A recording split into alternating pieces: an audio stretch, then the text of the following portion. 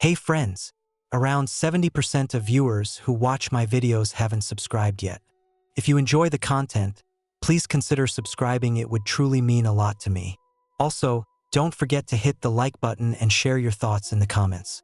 Your support helps the videos reach more people and really helps the channel grow.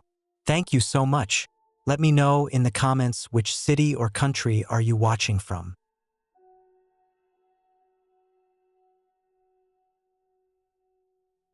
I was driving through the night on a stretch of highway that seemed endless.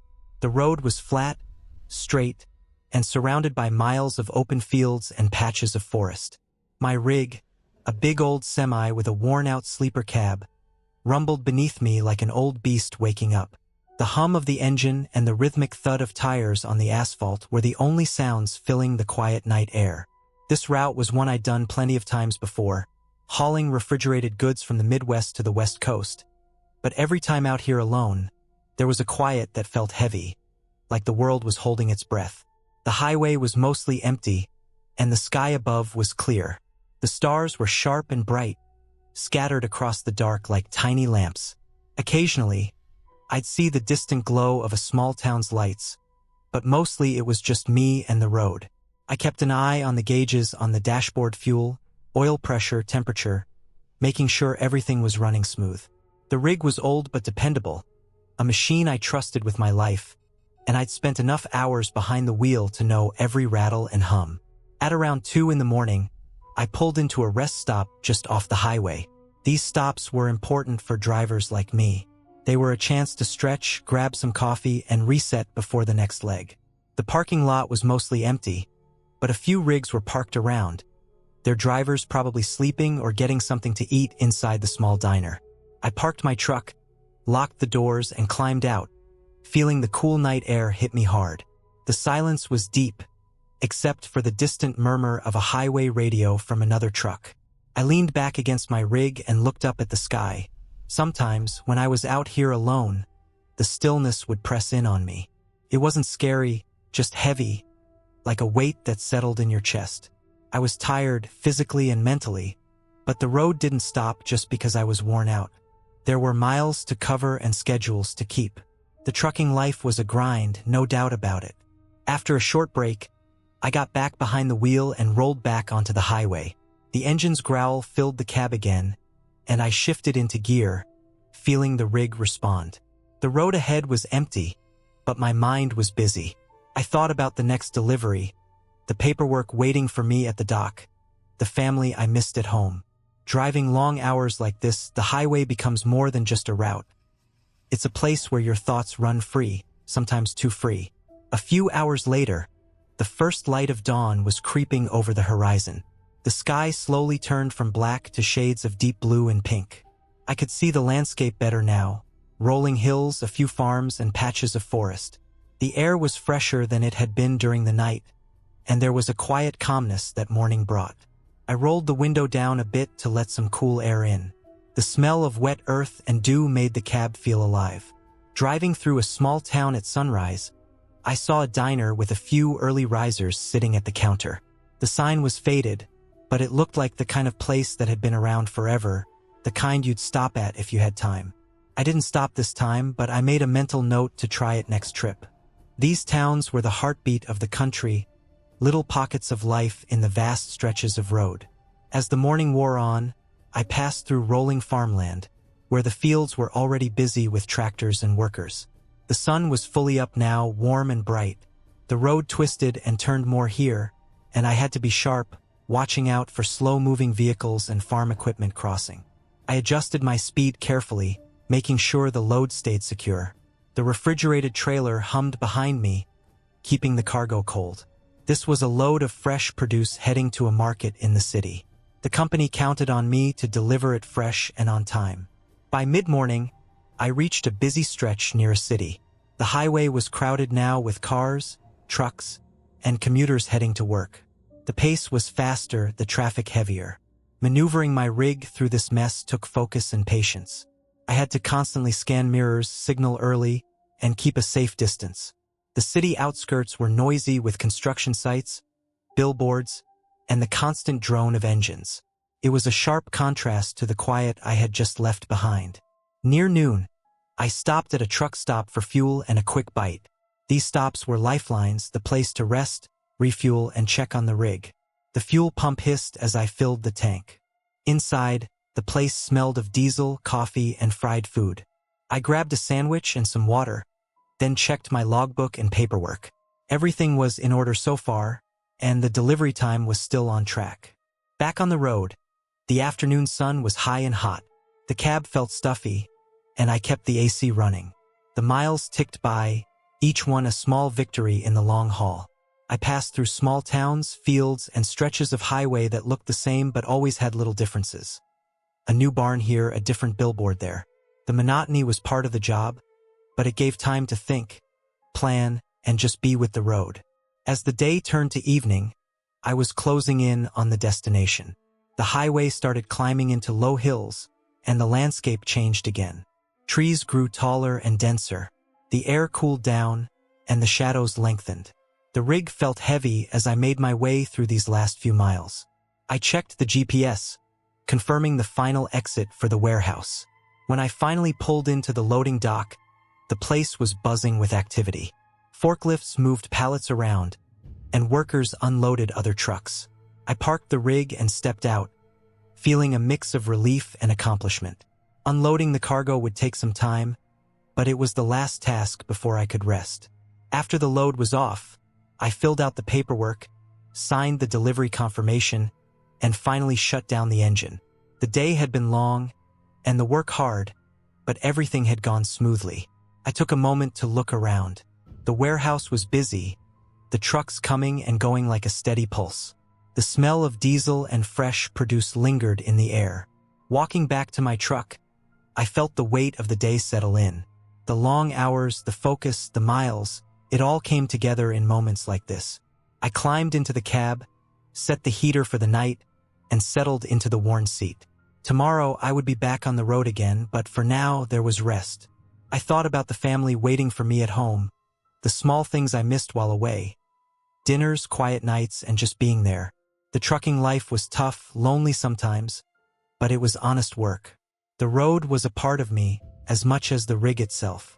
As I closed my eyes, the engine ticking softly as it cooled, I knew I had done my job well today.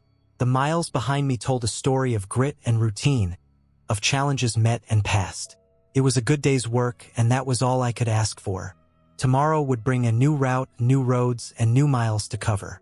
But for now, I was home on the road, and that was enough.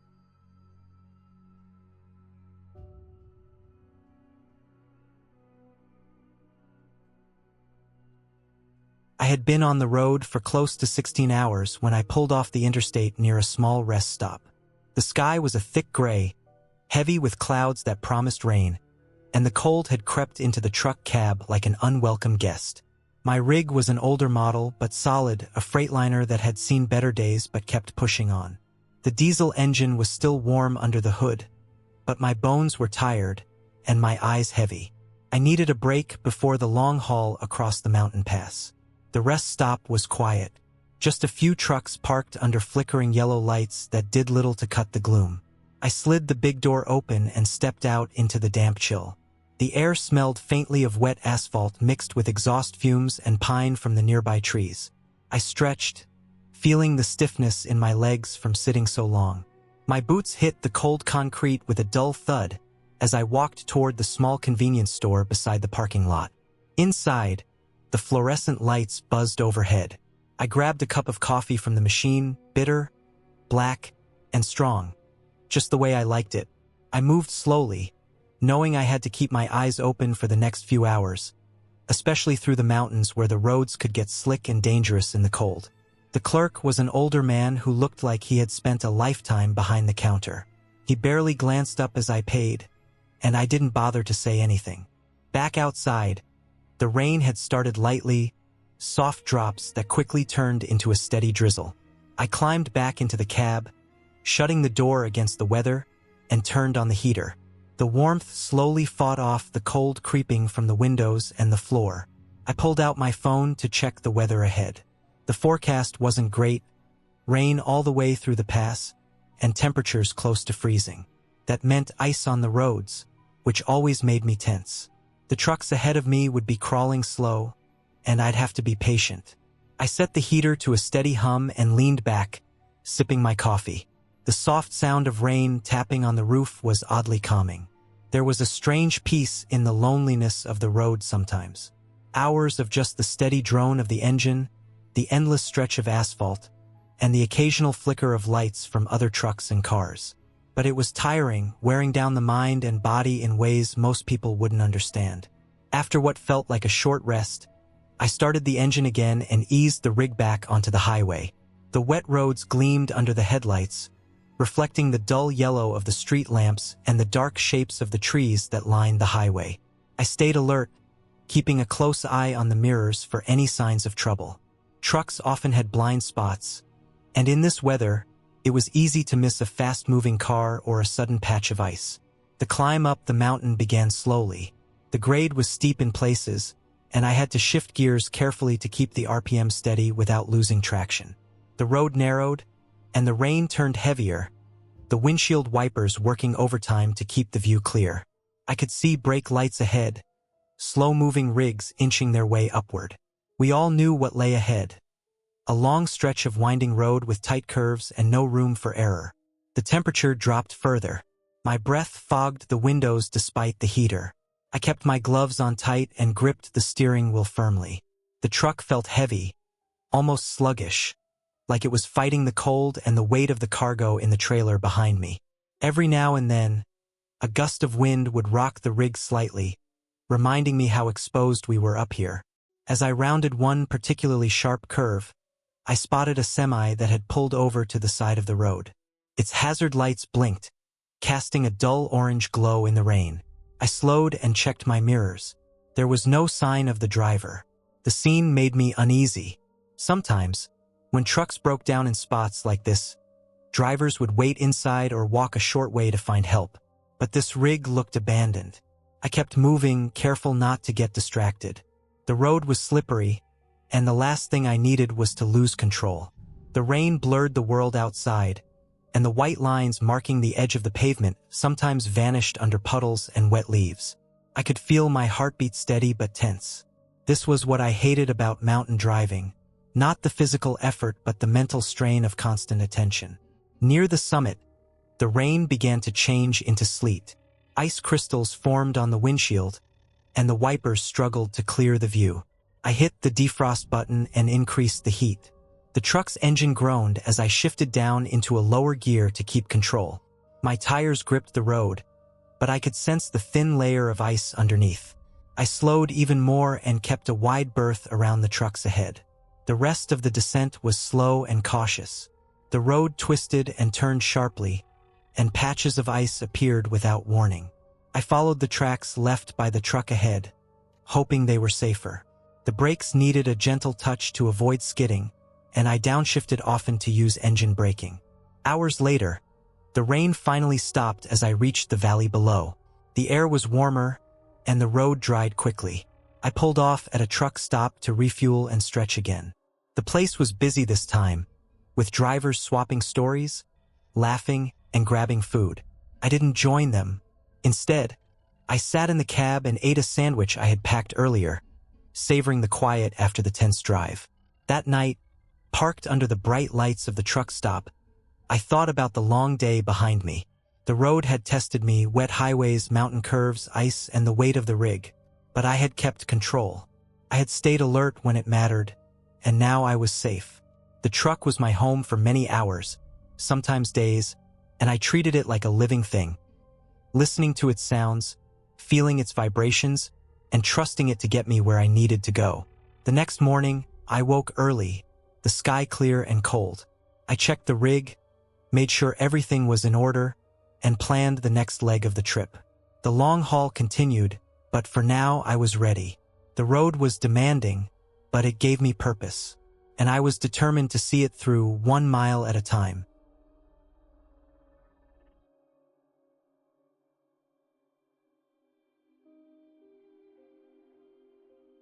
I had been on the road for nearly 15 hours when I finally pulled into the last rest stop before my final destination.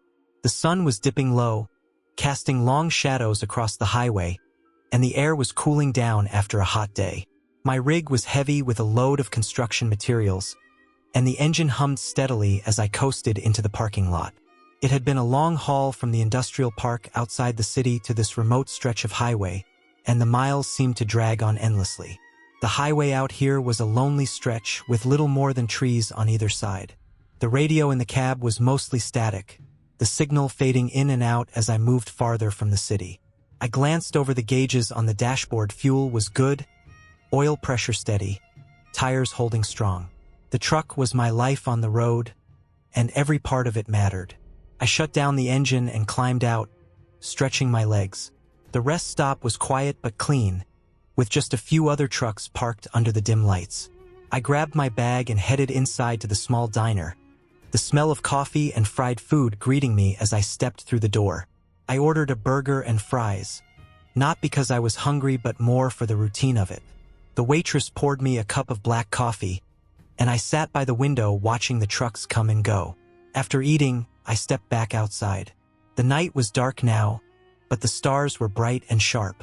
I took a deep breath, feeling the cold air fill my lungs. The quiet was different from the city noise I was used to. Here, the only sounds were the rustling leaves and the distant hum of cars on the highway. I checked my phone, no signal. That was normal out here. The isolation was part of the job, part of what made long-haul trucking both a challenge and a kind of peace. No distractions, no one to answer to except the road and the clock. I climbed back into the cab and settled in. The truck's interior was worn but comfortable. The leather seat had a few cracks, and the dashboard showed the scars of many miles, but everything was in working order. I flicked on the headlights and pulled back onto the highway. The road stretched ahead like a ribbon of black and white, the lines glowing under the headlights. As I drove, I thought about the delivery waiting for me. A new apartment complex on the edge of town. They had scheduled my drop-off for early morning, so I still had time to get some rest at the company lot before unloading. I was glad for that. These long hauls were draining, and every hour of sleep counted. The highway was empty except for a few cars now and then. I kept a steady pace, eyes on the road, hands steady on the wheel. Around midnight, I passed a small diner with a few cars parked out front, lights shining brightly in the darkness. I thought about stopping for a quick break, but decided against it. The clock was ticking, and I needed to keep moving. A few miles later, I noticed something on the shoulder. A car, parked awkwardly, its hazard lights blinking. I slowed down, keeping my distance. There was no one around. I kept driving. It was not unusual to see stranded vehicles on this stretch of road, but I had learned long ago not to stop in isolated places unless it was an emergency. The road curved ahead, trees closing in closer. The moon peeked through the branches, casting eerie shadows on the asphalt. I stayed alert, watching for deer or any other animals. This part of the highway was known for wildlife crossing at night. Suddenly, my headlights caught movement on the side of the road. A figure was walking slowly, carrying something bulky. It was hard to make out in the dark, but something about the way they moved felt off. I kept my speed steady, eyes flicking between the road and the figure. As I passed, I noticed the person was wearing a reflective vest, but their posture was slouched, almost exhausted. I glanced in the rearview mirror as I moved past, and the figure stopped walking, standing still by the trees. I thought about calling the company to report it, but my phone was still dead. The highway had a patchy signal at best. I decided to keep going. It was late and I needed to stay on schedule. The next stretch of road was straight and long. I turned on the CB radio to listen for any chatter. Static mostly. The occasional voice broke through, a driver checking in, sharing weather reports. Nothing unusual. I passed the mile marker indicating I was halfway to the company lot. The highway lights were fewer now, replaced by old reflective signs that caught the beams of my headlights. I shifted gears smoothly, feeling the engine respond. The truck's cabin was warm from the heater. Outside, the cold was settling in. I kept a thermos of coffee beside me, sipping occasionally to stay alert. The road rolled ahead, uninterrupted, the quiet stretching around me. About an hour later, I saw headlights behind me. approaching fast. A car was coming up quickly, weaving slightly. I kept to the right, making room. The car flashed its high beams once or twice, then slowed to a stop a few hundred feet behind me. The driver didn't move, just sat with the lights on. I felt uneasy but tried to ignore it. After a few minutes, the car pulled off to the side and disappeared into the trees. I kept driving, the feeling lingering. Finally, I reached the company lot. It was fenced, well lit, with a few trucks parked for the night. I pulled in, shut down the engine, and climbed out. The cold hit me immediately, biting through my jacket. I locked the cab and headed to the small office to check in. The lot manager greeted me, taking my paperwork and confirming the delivery. He told me the unloaders would be there by 6 a.m., so I had a few hours to rest. I parked the truck in an empty spot, set the parking brake, and turned off the lights. I opened the sleeper cab, arranging my blankets and pillow. The engine's hum was replaced by silence. I lay back, staring at the ceiling. My mind wandered over the day's drive. The endless miles, the small details, the people I never saw. I thought about the figure on the roadside, the strange car behind me. It didn't make sense, but nothing had happened. No danger, no problems. I closed my eyes and drifted into a deep sleep. When morning came, the sky was a pale gray, the first light filtering through the windows. The unloaders arrived on time, and the process began smoothly. Pallets were taken off carefully, the construction materials stacked where they needed to be. The driver before me had left the spot clean, and I did the same. After the unload, I did a quick inspection of the truck. No damage, no issues. The tires were good, brakes responsive. I filled out the paperwork and called dispatch to confirm the delivery. Then I climbed back into the cab, started the engine, and headed out for the next job. The road stretched ahead, long and steady, just like always. Looking back, that night had been strange, with little moments that didn't quite fit together. But the job was done and I was safe. That's what mattered most out here. No surprises, no risks, just the road and the drive ahead. And for a trucker like me, that was enough.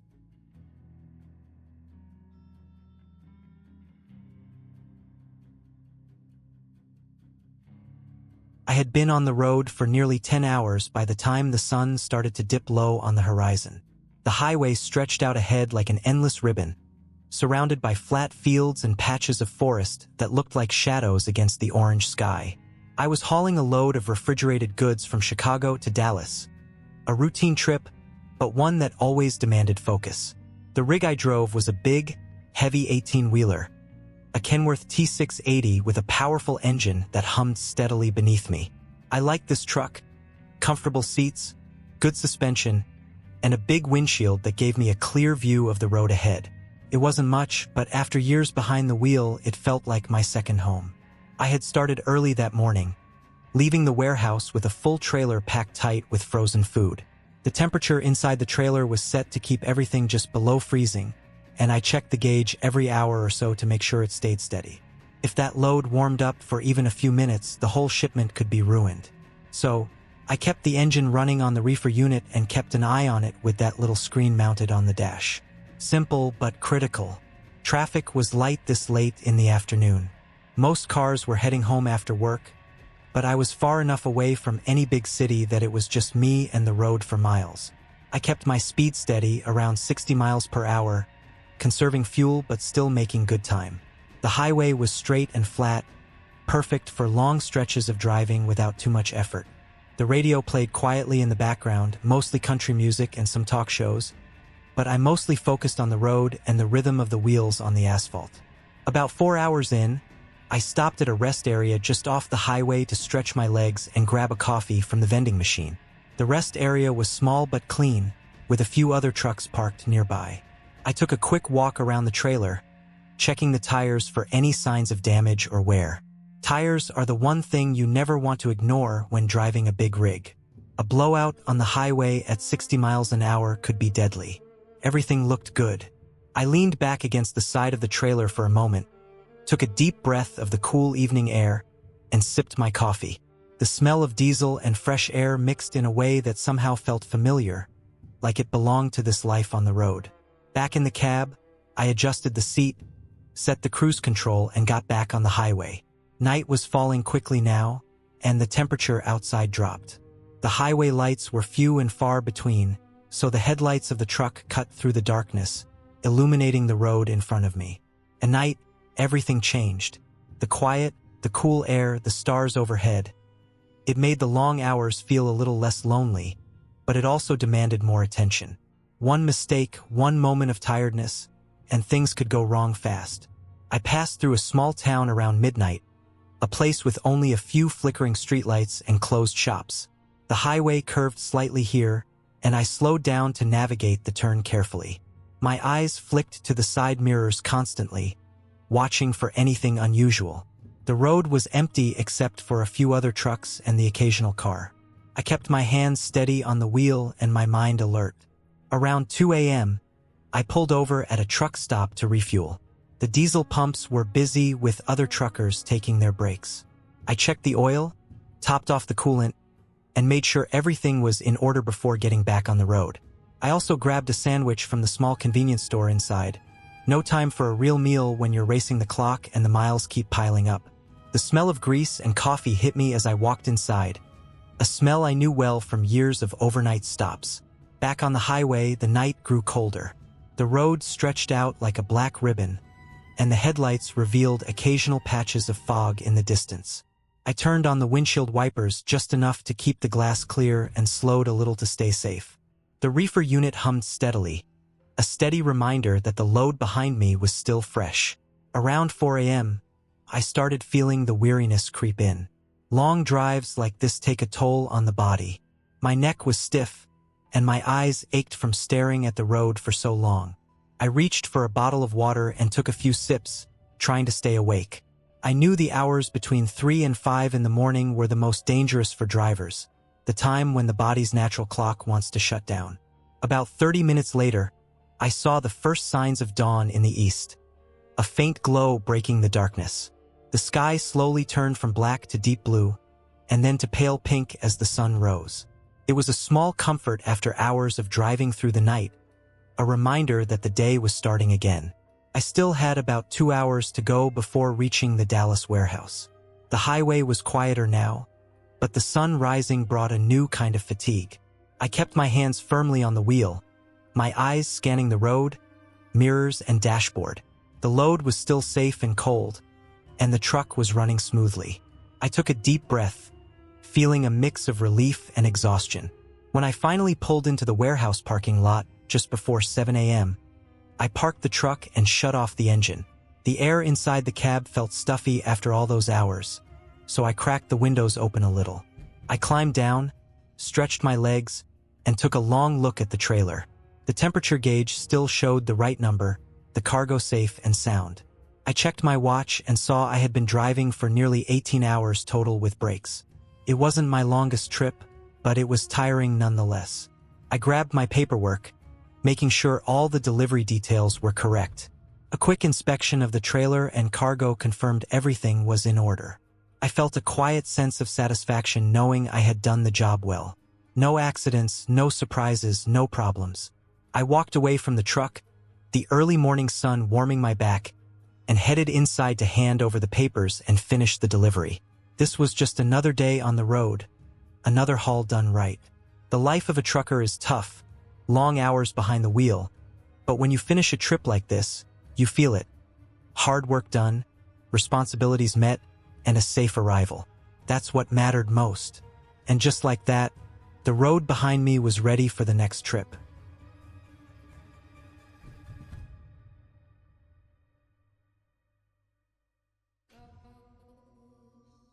I was driving my rig on a long haul from Oklahoma City to Denver, a route I had done many times before. The sun was just beginning to rise, painting the sky with soft pinks and oranges, and the highway stretched ahead, empty and inviting. The morning was cool, the air crisp in a way that always woke me up better than coffee. The truck's engine hummed steadily as I shifted gears, the road smooth beneath the big wheels. I liked these early hours. Less traffic, fewer distractions, and a chance to clear my head before the day's grind fully set in. I had a full load of electronics, mostly televisions and computer parts, stacked carefully and secured tight in the trailer.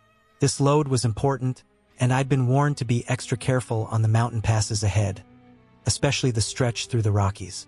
The weather had been clear so far, but that could change fast in those parts.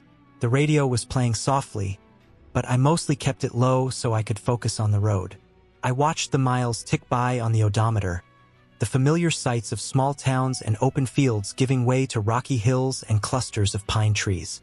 The highway narrowed and climbed as I approached the mountain section, the sun now fully up and shining through the windshield. The road was winding now with sharp turns and steep grades. I downshifted carefully, using the engine to slow the truck instead of the brakes too much. I'd seen too many trucks lose control on these slopes because drivers relied too heavily on brakes and overheated them. I kept a steady pace, eyes scanning for signs and potential hazards. About halfway up the pass, I noticed a patch of wet pavement around a sharp curve.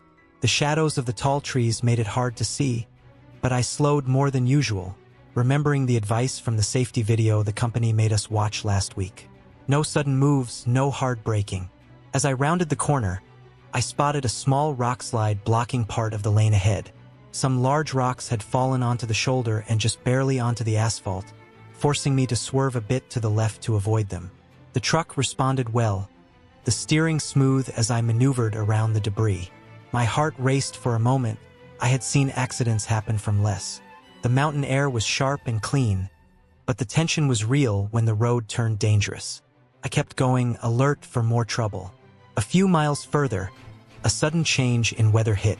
The temperature dropped quickly, and a light drizzle began to fall. I switched on the wipers, but the rain made the road slicker.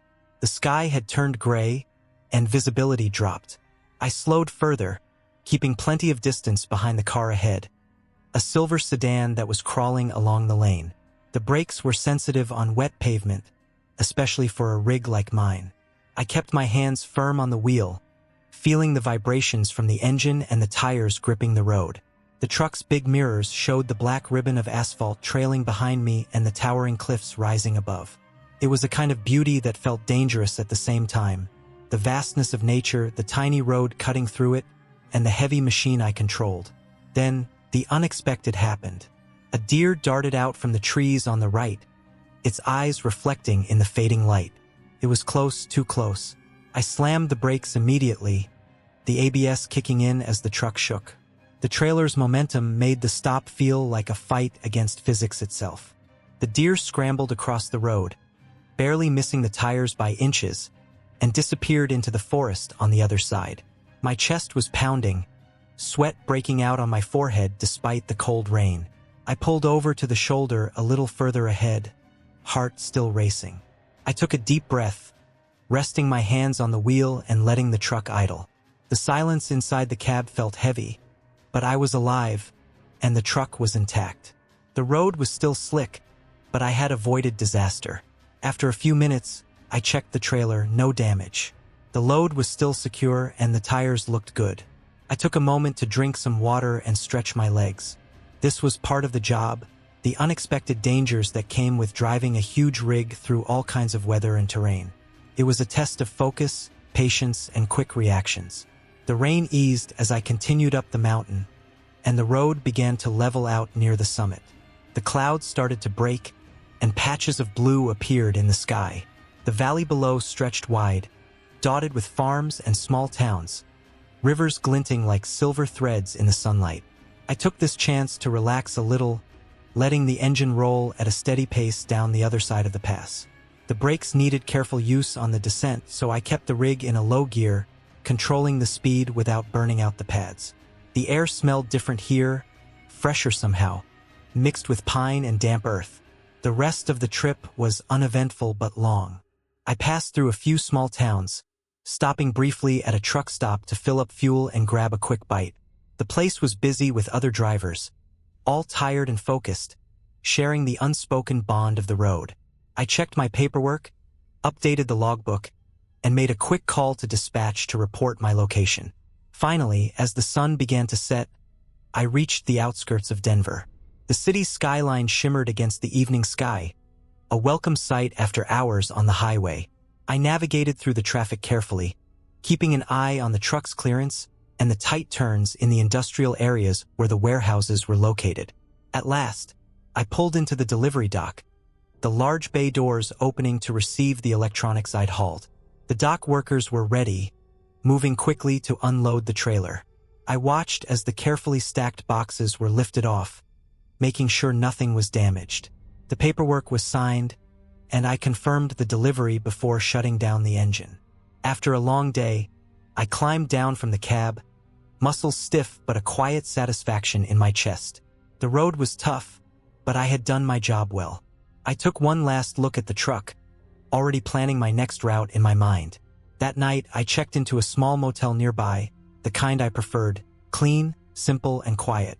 I showered, changed into fresh clothes, and lay down to rest.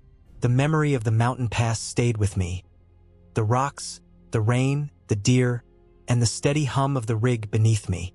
It was all part of the life I had chosen. The challenges and the rewards mixed into every mile. Tomorrow, I would be back on the road again.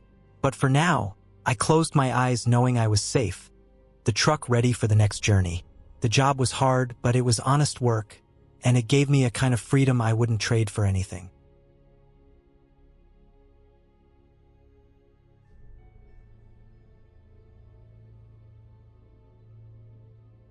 I had been on the road for nearly 12 hours straight when the sun started to dip behind the hills.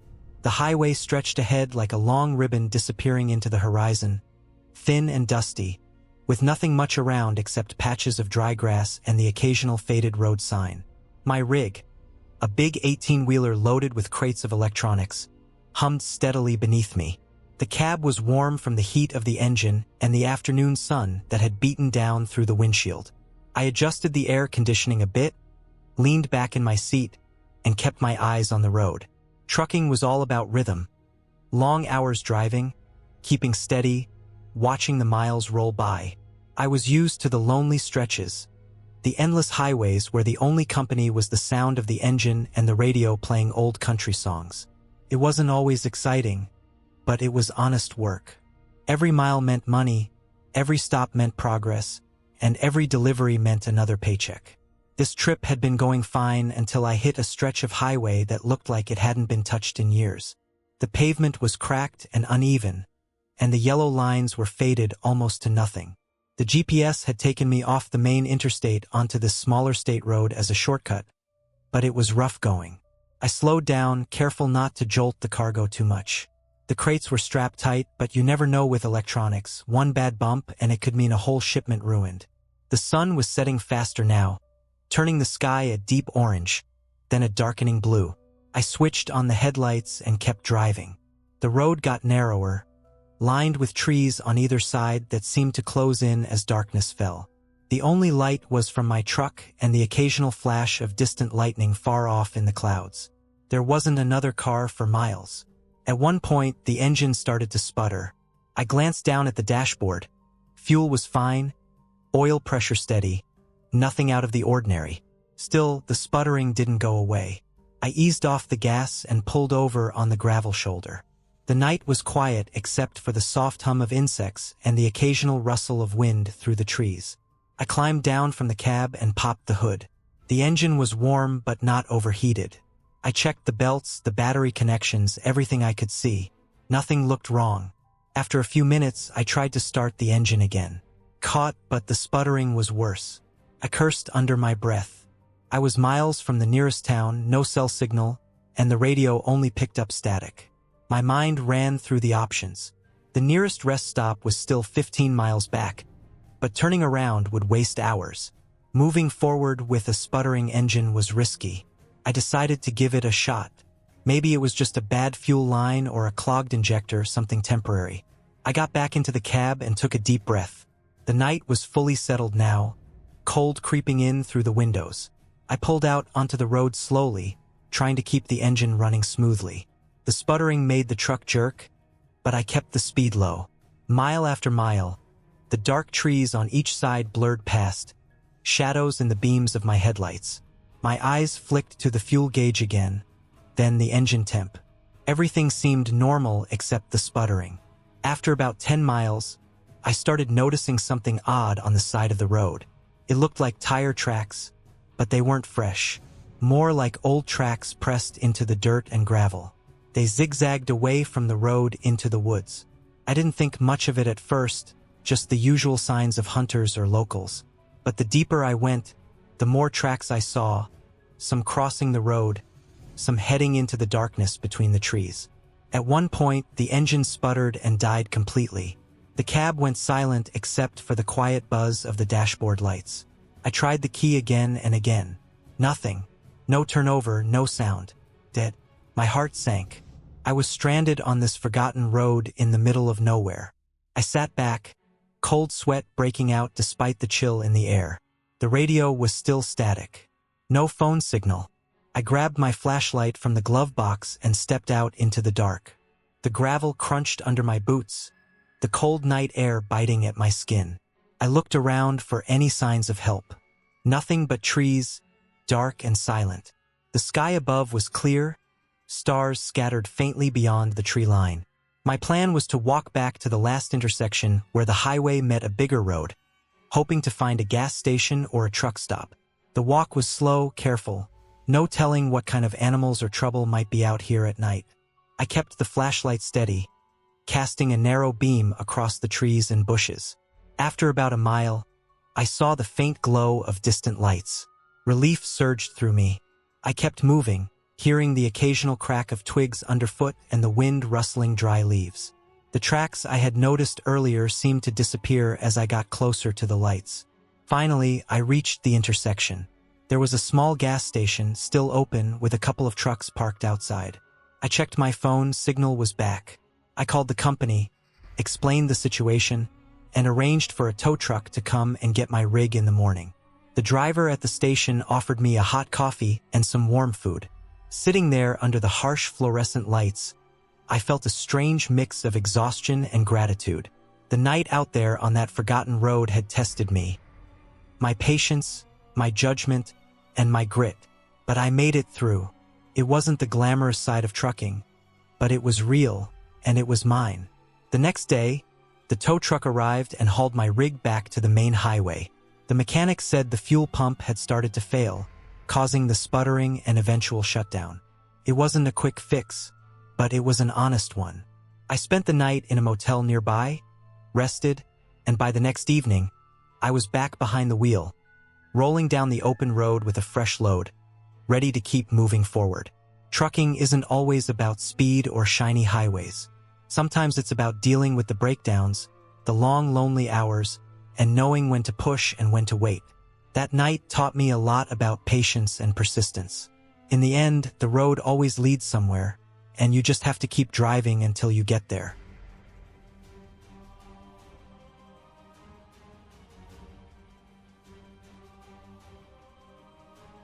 I remember one trip that stuck with me for a long time. It wasn't the longest haul or the most dangerous route, but something about it made it unforgettable. I was driving a big rig through the middle of the country, crossing from the East Coast to the West. The load was ordinary enough, industrial equipment bound for a construction site in Denver. Nothing flashy, nothing special, just another job. I started early that morning, right before dawn. The air was cold and still, the sky just starting to lighten in soft blues and grays. The highway stretched ahead, empty for miles in either direction. The cab was quiet except for the hum of the engine and the steady rhythm of the tires on the asphalt. I had my routine down. Check the mirrors, adjust the seat, set the radio to something soft, and just drive. For the first several hours, everything was smooth. The road was clear, the weather held steady, and the truck felt good. Sometimes, when the miles just stack up, you get into a rhythm that makes the whole trip feel easier. Your mind drifts, focusing on nothing but the road ahead, the next rest stop, the next town.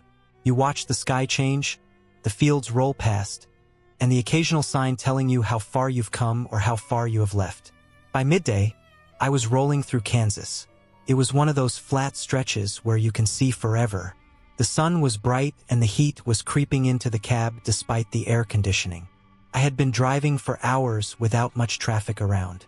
I pulled over for a quick break at a rest area, a little patch of grass with picnic tables and a bathroom. The rest area was mostly empty, just a few other trucks parked far apart. I took off my jacket and walked around, stretching my legs. It was the kind of place where you can breathe in deep and feel the quiet hum of the highway. You see other drivers, nodding to each other like you share some unspoken understanding about the road, the loneliness, the long hours. I grabbed a cold soda from my cooler and sat on the bench, watching the clouds move slowly. After that break, I got back on the road. The afternoon sun was warm on the windshield, and I kept the windows cracked open a bit to let some fresh air in. I passed small towns and big silos, trucks coming and going, the landscape shifting as I headed west. I was thinking about the delivery schedule, how much time I had left before I needed to stop for the night. The road was long, and after a while, the miles started to feel heavier. My eyes ached from staring at the road, and my back was stiff from sitting in the same spot. I kept my hands steady on the wheel and my mind alert, knowing that fatigue is one of the biggest dangers on the highway. I made a point to keep my pace steady and not push too hard, knowing that the load and my safety were more important than making up a few minutes. Later in the afternoon, the weather shifted. Clouds rolled in faster than I expected, and the sky turned a darker shade of gray. The wind picked up, rattling the cab and pushing against the truck as I drove. I could see rain starting to fall in the distance, a sheet of gray moving toward me. I knew I had to be careful. The highway can get slick, and the wind can push a big rig around if you're not ready. As the rain hit, I turned on the windshield wipers and slowed down. The road shimmered with water, and visibility dropped. The truck felt heavier, the brakes needing more pressure. I watched the lights of other vehicles ahead and behind, all moving cautiously. There was no room for mistakes. I kept both hands on the wheel, my eyes scanning the road for debris, for brake lights, for anything unusual. The rain lasted for nearly an hour, soaking the highway and turning the edges into slick patches of mud and puddles. I stayed focused, knowing that even small mistakes can cause big problems when you're hauling heavy equipment. I checked the mirrors often, watching the trailer and the traffic behind me. When the rain finally eased off, I felt a little relief but stayed careful. The road was still wet, and the wind was still strong. By evening, the sky cleared again, and the sun set in a streak of pinks and purples over the horizon. I pulled off the highway at the next truck stop, tired but feeling good about the drive so far. I parked the rig, locked it up, and headed inside to grab a hot meal and a shower. Truck stops are like little islands of civilization for us drivers. Places where you can rest, eat, and meet others on the road. I ate my dinner slowly, watching other drivers come and go. Everyone had their own story, their own route, their own load to deliver. After eating, I took a shower and went back to the truck to get some sleep. The bed in the sleeper cab is small but comfortable enough if you know how to arrange the blankets and pillows right. I set my alarm and lay back, the hum of other trucks nearby lulling me to sleep. The next morning, I woke early and got back on the road. The last leg of the trip took me through mountains and hills as I got closer to Denver. The road was twistier here, the speed slower. I watched the changing landscape, the trees and rocks replacing the flat plains. The air smelled fresher and cooler. When I finally pulled into the construction site to unload, I felt a deep sense of accomplishment. The whole trip had been long and tiring, but I had made it safely and on time. The workers were ready for the equipment, and I helped direct the unloading with the forklift operator. The truck, the load, and I had done our job well. After everything was off the trailer, I checked the paperwork, signed off, and started planning the trip back. I took a moment to look at the sunset behind the mountains, feeling a quiet satisfaction. Driving a truck is hard work, full of long hours, careful planning, and unexpected challenges. But it's also a kind of freedom, being on the road, seeing parts of the country few people get to see, knowing that you're the one keeping things moving. That trip was just one of many, but it stayed with me because it was real. No strange stories or wild encounters, just a long drive with its own quiet moments of struggle and success. The road demands respect and attention, and when you meet that challenge, you earn a kind of pride that's hard to explain. Every time I climb back into the cab now, I remember that trip, the empty highway at dawn, the heat of the afternoon sun, the storm that tested my focus, and the peaceful feeling of delivering the load safely. Is what being a trucker is all about.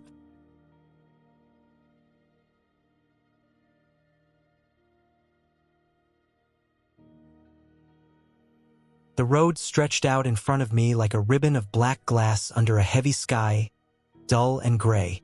I sat behind the wheel of my rig, the cab warm from the heater, the hum of the engine a low comfort in the otherwise quiet morning. It was one of those long, endless drives where the world outside feels like it's barely moving, and you're just a lone figure rolling through the miles, carrying a load that pays the bills but never quite fills the emptiness. I had been on the road for nearly 8 hours already, the highway blurring by in the side mirrors. The truck's dashboard was cluttered with little things. A cracked coffee mug from some rest stop, a well-worn map folded up underneath the radio, receipts from fast food joints, and a faded photo taped to the dash of a girl with a bright smile, her hand waving, probably taken years ago. I glanced at it and felt a pang, a quiet reminder of why I did this job despite the loneliness. The cargo was nothing special, just a regular shipment of packaged goods headed to a warehouse in a city a few states over. Nothing fancy, but it paid decent enough, especially for the hours put in. The road had been clear so far, but I knew that wouldn't last forever. There's always a moment on these trips when something throws a wrench in your routine, a reminder that no matter how much you plan, you can't control everything. Around the mid-afternoon, somewhere in the middle of nowhere, I noticed a little car pulled over on the side of the road. It was a battered sedan, older model, with a flat tire and a trunk half open. The driver was nowhere to be seen. At first, I thought about just driving on. That's the rule on this highway. People look out for themselves because help is often hours away, and getting involved can cause delays that cut into your schedule and your paycheck. But there was something about the quiet emptiness of the place, the way the sun was dipping lower and the shadows starting to stretch, that made me slow down. I pulled over a good distance behind the car, cut the engine, and climbed down from the cab. The heat from the engine faded into the cool air, and the smell of diesel and dry dirt filled my nostrils. I grabbed my toolbox from the back and walked over. The tire was completely shredded, and the spare was nowhere in sight. That meant this guy or girl had been stranded for a while. I checked the trunk, which was messy. Old clothes, some tools, and a few empty bottles. No phone in sight either. The car looked like it had been on a long trip, maybe broken down somewhere else and pushed this far. I knew how it felt to be stuck miles from anywhere, no cell signal, no quick way to fix things. I went back to my truck and fired up the engine, then pulled the rig closer to the car. I didn't want to be stuck there all night, so I decided to offer a ride to the nearest town where they could get help. When I opened the passenger door, the driver's seat was empty. I thought maybe they had gone for help, but the open trunk suggested they weren't far. As I waited, I noticed a faint smell, something metallic mixed with oil, coming from under the hood. I popped the hood and saw the radiator leaking badly, a slow drip that could get worse fast. I grabbed my spare coolant and poured what I had in the radiator, hoping it would hold long enough to get the car moving. Minutes passed, and finally, the driver came out of the brush, a young man, tired and dusty, his face flushed from the sun. He climbed into the car and looked grateful but worried. I nodded at him, and he understood the offer without a word. He climbed into the cab, and we started moving slowly toward the next town, about 20 miles down the road. The ride was quiet but not uncomfortable. I kept an eye on the temperature gauge, worried that the radiator wouldn't hold. The road twisted and turned through hills and flatlands, the sky changing from gray to a dull orange as the sun began to set. The weight of the truck made every turn slow, but I stayed focused on the road ahead. About halfway there, the engine started to sputter, and the temperature needle climbed dangerously high. I pulled over to the shoulder and popped the hood again. Steam hissed out, and the coolant was boiling off fast. I grabbed a rag and carefully loosened the radiator cap to release pressure. The young man watched quietly, looking like he wished he could help. We sat there for a few minutes, the air cooling the engine, the fading light casting long shadows. I knew I had two options: call a tow truck and wait, or try to nurse the car the rest of the way. Calling for a tow could take hours, and I was already behind schedule. Plus, this guy needed help soon. I decided to take it slow and see if I could make it. We got back on the road, creeping forward at about 30 miles per hour, stopping every few minutes to check the engine. It was nerve-wracking, but the thought of leaving him stranded was worse. The sun dipped below the horizon, and the sky darkened. My headlights cut through the growing night, the road ahead barely visible. Every bump in the road felt like a risk. Every minute stretched longer than the last. But the small-town lights finally appeared in the distance, a soft glow like a promise. We rolled into the town's gas station just as my rig's engine was about to give out. I pulled into a spot, cut the engine, and sat back. The young man climbed out, exhausted but relieved. I helped him find a mechanic nearby who could fix his car properly. Before I left, he thanked me with a simple nod, the kind that says more than words ever could. I climbed back into my rig, the heater warming my hands, the road ahead waiting again. The delay had cost me time, sure, but in that moment, it felt like the right thing to do. Being a trucker means more than just moving freight. It means being ready for whatever the road throws at you, sometimes in the form of another person needing a hand. The rest of the drive was quiet, the dark highway stretching ahead, the miles passing slower now but with a clearer purpose. When I finally rolled into the city that night, I parked the rig and leaned back in my seat, tired but satisfied. The road had tested me that day, but it had also reminded me why I keep doing this job, because it's about more than just trucks and loads. It's about the people, the unexpected moments, and the simple act of being there when it counts. I made a note to check on that young man the next day, to see if he got his car fixed and was back on his way. Because out here, that's what matters. The road might be long and lonely, but it's the connections you make along the way that give it meaning.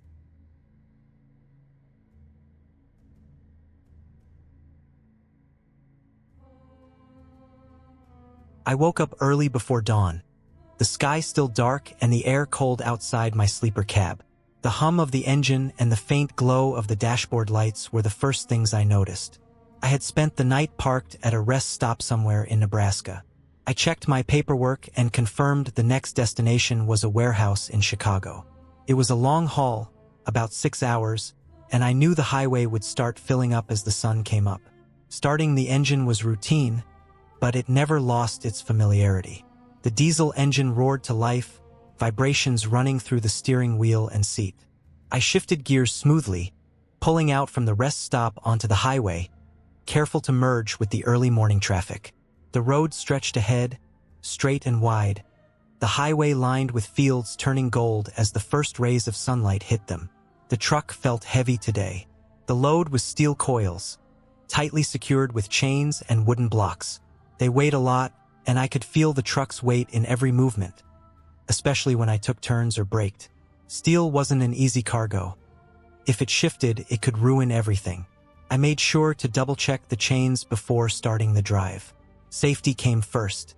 As I settled into the rhythm, the miles passing under my tires, I looked out at the landscape.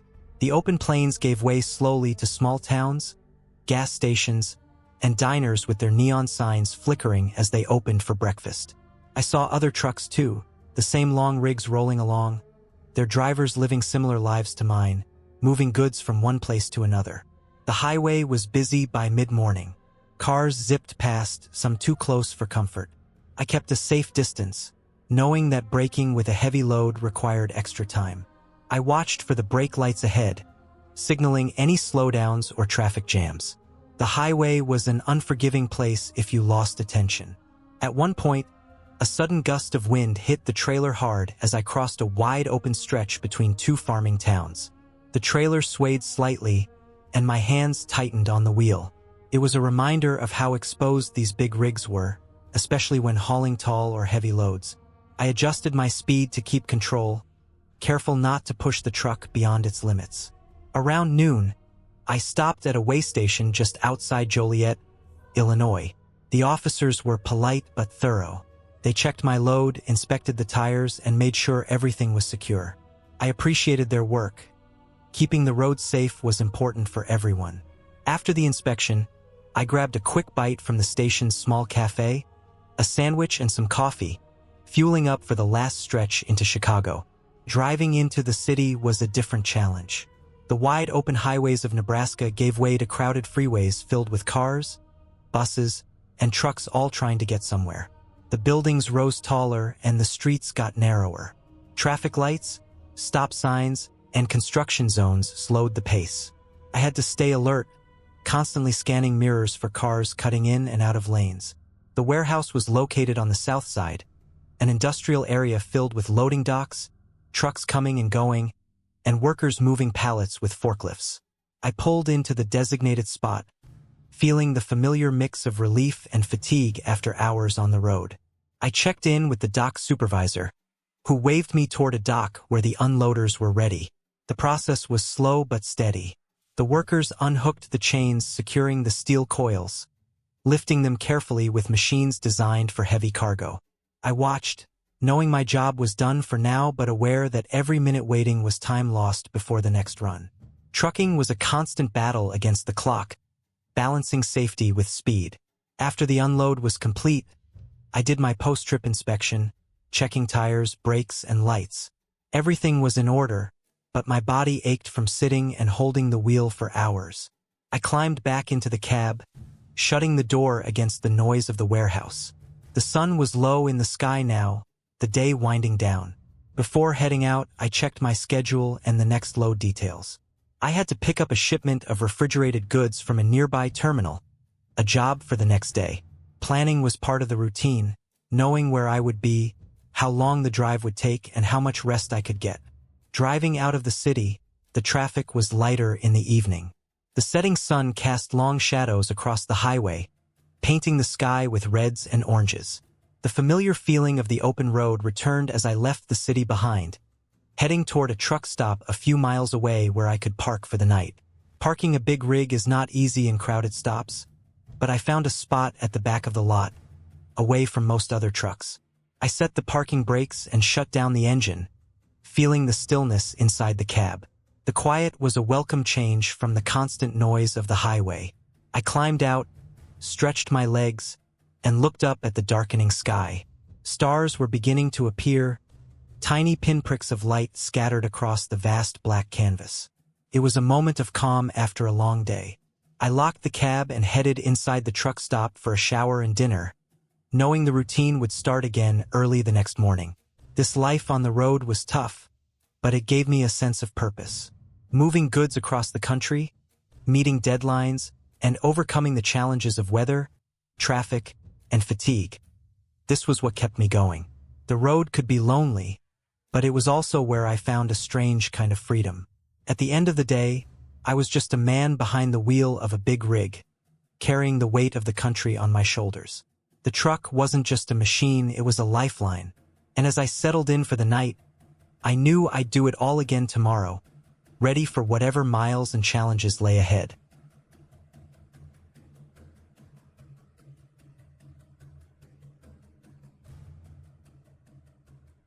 I remember one trip that stuck with me for a long time. It wasn't the longest haul or the most dangerous route, but something about it made it unforgettable. I was driving a big rig through the middle of the country, crossing from the East Coast to the West. The load was ordinary enough, industrial equipment bound for a construction site in Denver. Nothing flashy, nothing special, just another job. I started early that morning, right before dawn. The air was cold and still, the sky just starting to lighten in soft blues and grays. The highway stretched ahead, empty for miles in either direction. The cab was quiet except for the hum of the engine and the steady rhythm of the tires on the asphalt. I had my routine down. Check the mirrors, adjust the seat, set the radio to something soft, and just drive. For the first several hours, everything was smooth. The road was clear, the weather held steady, and the truck felt good. Sometimes, when the miles just stack up, you get into a rhythm that makes the whole trip feel easier. Your mind drifts, focusing on nothing but the road ahead, the next rest stop, the next town. You watch the sky change, the fields roll past, and the occasional sign telling you how far you've come or how far you have left. By midday, I was rolling through Kansas. It was one of those flat stretches where you can see forever. The sun was bright and the heat was creeping into the cab despite the air conditioning. I had been driving for hours without much traffic around. I pulled over for a quick break at a rest area, a little patch of grass with picnic tables and a bathroom. The rest area was mostly empty, just a few other trucks parked far apart. I took off my jacket and walked around, stretching my legs. It was the kind of place where you can breathe in deep and feel the quiet hum of the highway. You see other drivers, nodding to each other like you share some unspoken understanding about the road, the loneliness, the long hours. I grabbed a cold soda from my cooler and sat on the bench, watching the clouds move slowly. After that break, I got back on the road. The afternoon sun was warm on the windshield, and I kept the windows cracked open a bit to let some fresh air in. I passed small towns and big silos, trucks coming and going, the landscape shifting as I headed west. I was thinking about the delivery schedule, how much time I had left before I needed to stop for the night. The road was long, and after a while, the miles started to feel heavier. My eyes ached from staring at the road, and my back was stiff from sitting in the same spot. I kept my hands steady on the wheel and my mind alert, knowing that fatigue is one of the biggest dangers on the highway. I made a point to keep my pace steady and not push too hard, knowing that the load and my safety were more important than making up a few minutes. Later in the afternoon, the weather shifted. Clouds rolled in faster than I expected, and the sky turned a darker shade of gray. The wind picked up, rattling the cab and pushing against the truck as I drove. I could see rain starting to fall in the distance, a sheet of gray moving toward me.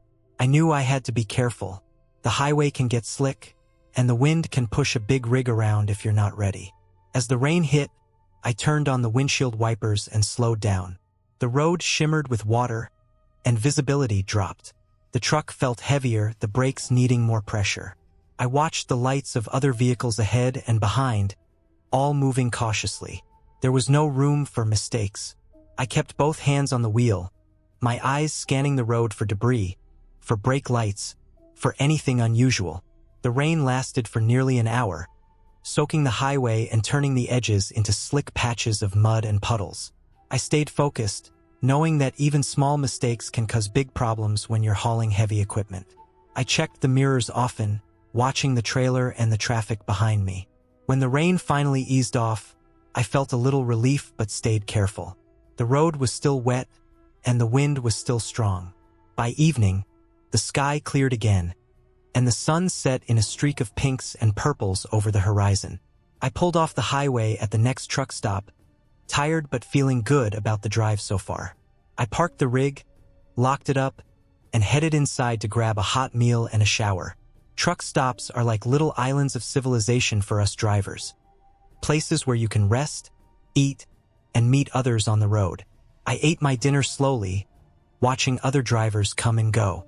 Everyone had their own story, their own route, their own load to deliver. After eating, I took a shower and went back to the truck to get some sleep. The bed in the sleeper cab is small but comfortable enough if you know how to arrange the blankets and pillows right. I set my alarm and lay back, the hum of other trucks nearby lulling me to sleep. The next morning, I woke early and got back on the road. The last leg of the trip took me through mountains and hills as I got closer to Denver. The road was twistier here, the speed slower. I watched the changing landscape, the trees and rocks replacing the flat plains. The air smelled fresher and cooler. When I finally pulled into the construction site to unload, I felt a deep sense of accomplishment. The whole trip had been long and tiring, but I had made it safely and on time. The workers were ready for the equipment, and I helped direct the unloading with the forklift operator. The truck, the load, and I had done our job well. After everything was off the trailer, I checked the paperwork, signed off, and started planning the trip back. I took a moment to look at the sunset behind the mountains, feeling a quiet satisfaction. Driving a truck is hard work, full of long hours, careful planning, and unexpected challenges. But it's also a kind of freedom, being on the road, seeing parts of the country few people get to see, knowing that you're the one keeping things moving. That trip was just one of many, but it stayed with me because it was real. No strange stories or wild encounters, just a long drive with its own quiet moments of struggle and success. The road demands respect and attention, and when you meet that challenge, you earn a kind of pride that's hard to explain. Every time I climb back into the cab now, I remember that trip, the empty highway at dawn, the heat of the afternoon sun, the storm that tested my focus, and the peaceful feeling of delivering the load safely. Is what being a trucker is all about.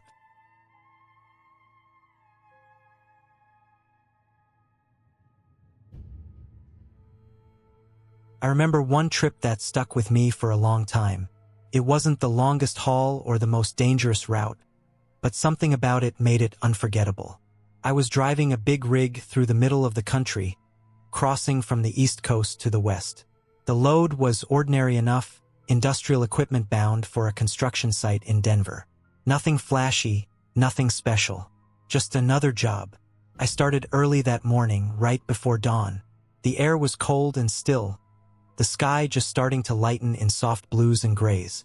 The highway stretched ahead, empty for miles in either direction. The cab was quiet except for the hum of the engine and the steady rhythm of the tires on the asphalt. I had my routine down. Check the mirrors, adjust the seat, set the radio to something soft, and just drive. For the first several hours, everything was smooth. The road was clear, the weather held steady, and the truck felt good. Sometimes, when the miles just stack up, you get into a rhythm that makes the whole trip feel easier. Your mind drifts, focusing on nothing but the road ahead, the next rest stop, the next town. You watch the sky change, the fields roll past, and the occasional sign telling you how far you've come or how far you have left. By midday, I was rolling through Kansas.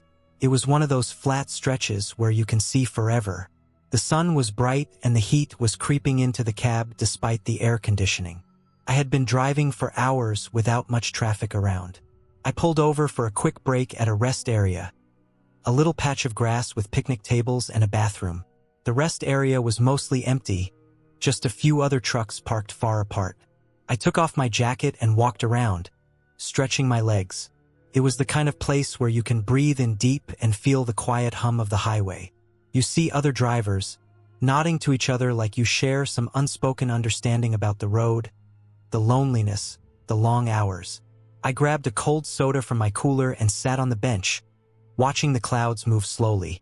After that break, I got back on the road.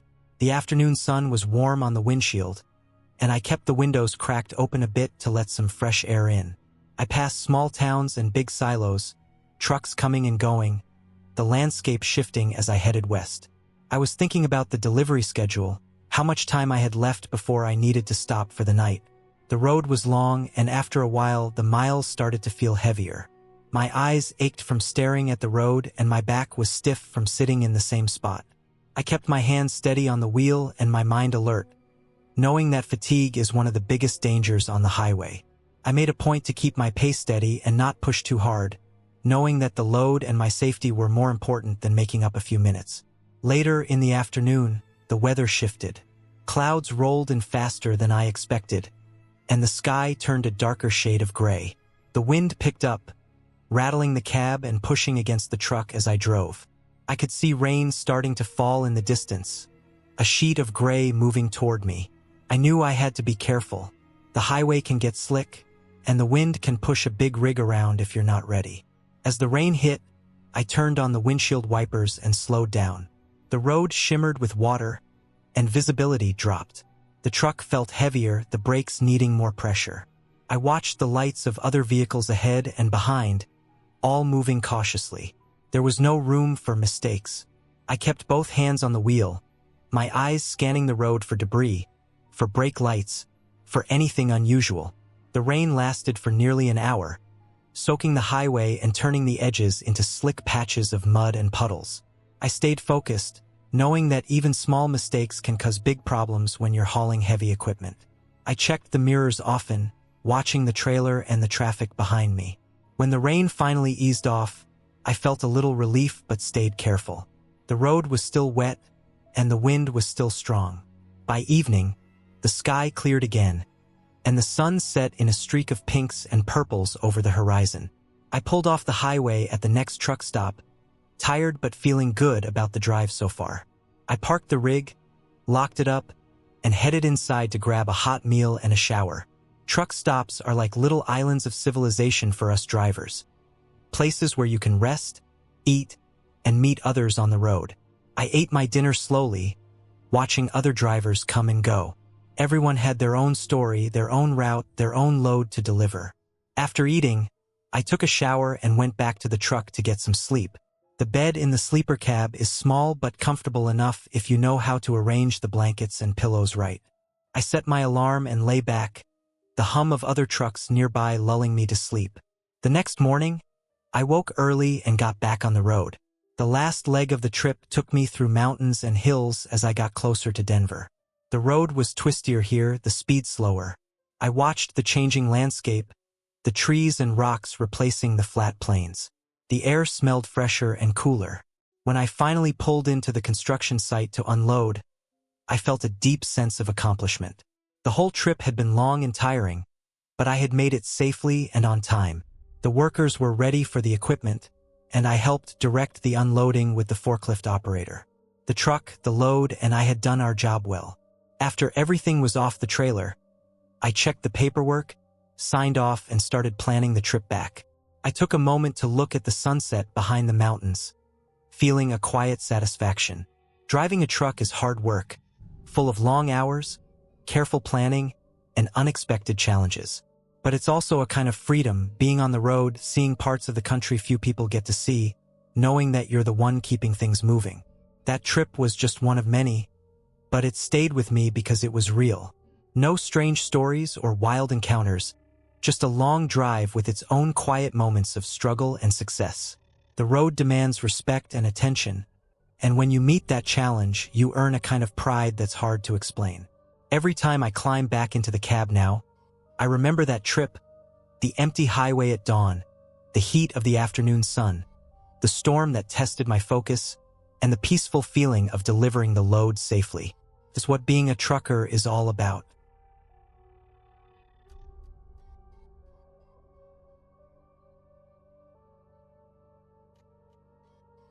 I was hauling a load of machinery parts from Ohio to Texas. It was early spring and the weather was starting to warm up, but there was still a chill in the air during the nights. My rig was a heavy-duty 18-wheeler, loaded tight with metal crates full of parts for an assembly plant. The weight sat deep on the axles, and I felt it every time I hit the brakes or took a corner. The drive started like any other. I left the yard just as the sun was coming up, heading south on Interstate 71. The roads were clear early in the morning, which made the drive easier, but as the day went on, traffic picked up. I had a plan to keep to the schedule, mandatory breaks, rest at truck stops, and staying within speed limits to avoid tickets. I was used to this rhythm, the long stretches of highway, the hum of the engine, the smell of diesel, and the solitude that came with it. Midway through the second day, as I crossed into Kentucky, I noticed the sky was getting heavy with clouds. A storm was rolling in fast. I'd seen worse, but this one looked serious. I checked the radar on my phone. Rain and wind were coming my way. I made sure to tighten down the tarp over my load, double-checked the straps, and slowed my pace. Driving through a storm with a heavy load is tricky. The wind pushes against the trailer like a sail, and the rain can make the roads slick. You have to be sharp, alert, and patient. By the time I hit the rest area near Lexington, the storm had started in full force. Rain hammered down on the windshield, and the wipers struggled to keep up. I pulled into a parking spot and shut off the engine. Sitting there, I watched as other trucks pulled in, drivers trying to stay safe. I took a moment to stretch, get some water, and eat a quick sandwich I'd packed. The storm showed no sign of letting up, so I decided to wait it out. Safety always comes first. The hours passed slow, the rain drumming on the roof of my truck, lightning flashing in the distance. I used the time to check my load again, making sure nothing had shifted. I also updated my dispatcher about the delay. The storm was hitting the whole region, and traffic was backing up on the interstate. No use risking it. When the rain finally eased up just before sunset, the roads were wet but passable. I hit the highway again, careful on the slick pavement. The sky was clearing, but the air was still thick with moisture. The sun set behind the clouds, casting a soft orange glow on the horizon. It was the kind of calm after the storm that you only get when nature has had its say. Driving through the night, I kept an eye out for any hazards, fallen branches, flooded patches, or slowed traffic. My rig's headlights cut through the darkness, reflecting off wet asphalt. Somewhere in Tennessee, I stopped at a small truck stop for fuel and a quick rest. The place was busy with other drivers, all looking tired but focused. I grabbed a hot coffee, then climbed back into the cab, ready for the final stretch. The last day of the trip was long but steady. I crossed into Arkansas, then into Texas. The weather was much better now, clear skies and dry roads. I could feel the weight of the trip in my body. Sitting for so many hours takes its toll. My back ached, and my eyes felt heavy, but the thought of delivering the load on time pushed me forward. As I neared Dallas, traffic thickened. The interstate was crowded with cars, trucks, and buses. Navigating a big rig through this mess takes patience and skill. I kept my distance from other vehicles, avoided sudden moves, and stayed in the right lanes. The city lights blinked ahead like stars come down to earth. I knew the unloading site was just a few miles from the highway exit. Pulling into the delivery yard, I was greeted by workers ready to unload. I climbed down from the cab, stretched my legs, and checked my paperwork. The yard was busy but organized. The team quickly hooked up to my trailer and started moving the crates off the truck. Watching them work, I felt a sense of relief. This was the end of the line for this load. After the last crate was off, I went back into the office to sign the delivery documents. The dispatcher thanked me for a safe trip and gave me the details for my next haul. I felt the usual mix of exhaustion and satisfaction that comes after a long run. Driving across states, dealing with weather, traffic, and tight schedules. It's all part of the job. Before heading out to find a place to rest, I took a moment to inspect the rig one last time.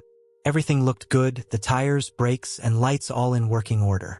I filled up the fuel tanks, topped off the oil, and checked the tire pressure. Keeping the truck in good shape is as important as the driving itself. One small problem can turn into a big headache on the road. As I settled into a motel nearby for the night, I thought about the trip. It wasn't anything extraordinary, just a regular run with its usual challenges. But there was something about it that stuck with me. The way the storm changed the whole pace of the journey, the quiet moments waiting it out, the steady rhythm of the highway miles ticking away. It reminded me that this job isn't just about moving freight. It's about staying focused, adapting to whatever comes your way, and pushing through till the end. By the time morning came, I was rested and ready for the next route. I knew every trip had its own story, some quiet, some tough, but all real. And that's what makes the life of a trucker. Long hours, hard work, and the road always waiting ahead.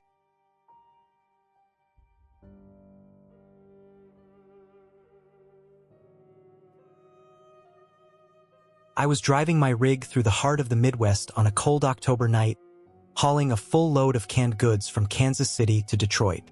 The highway was long and straight, mostly flat with a few gentle hills that rolled in the distance under the dull orange glow of my truck's headlights.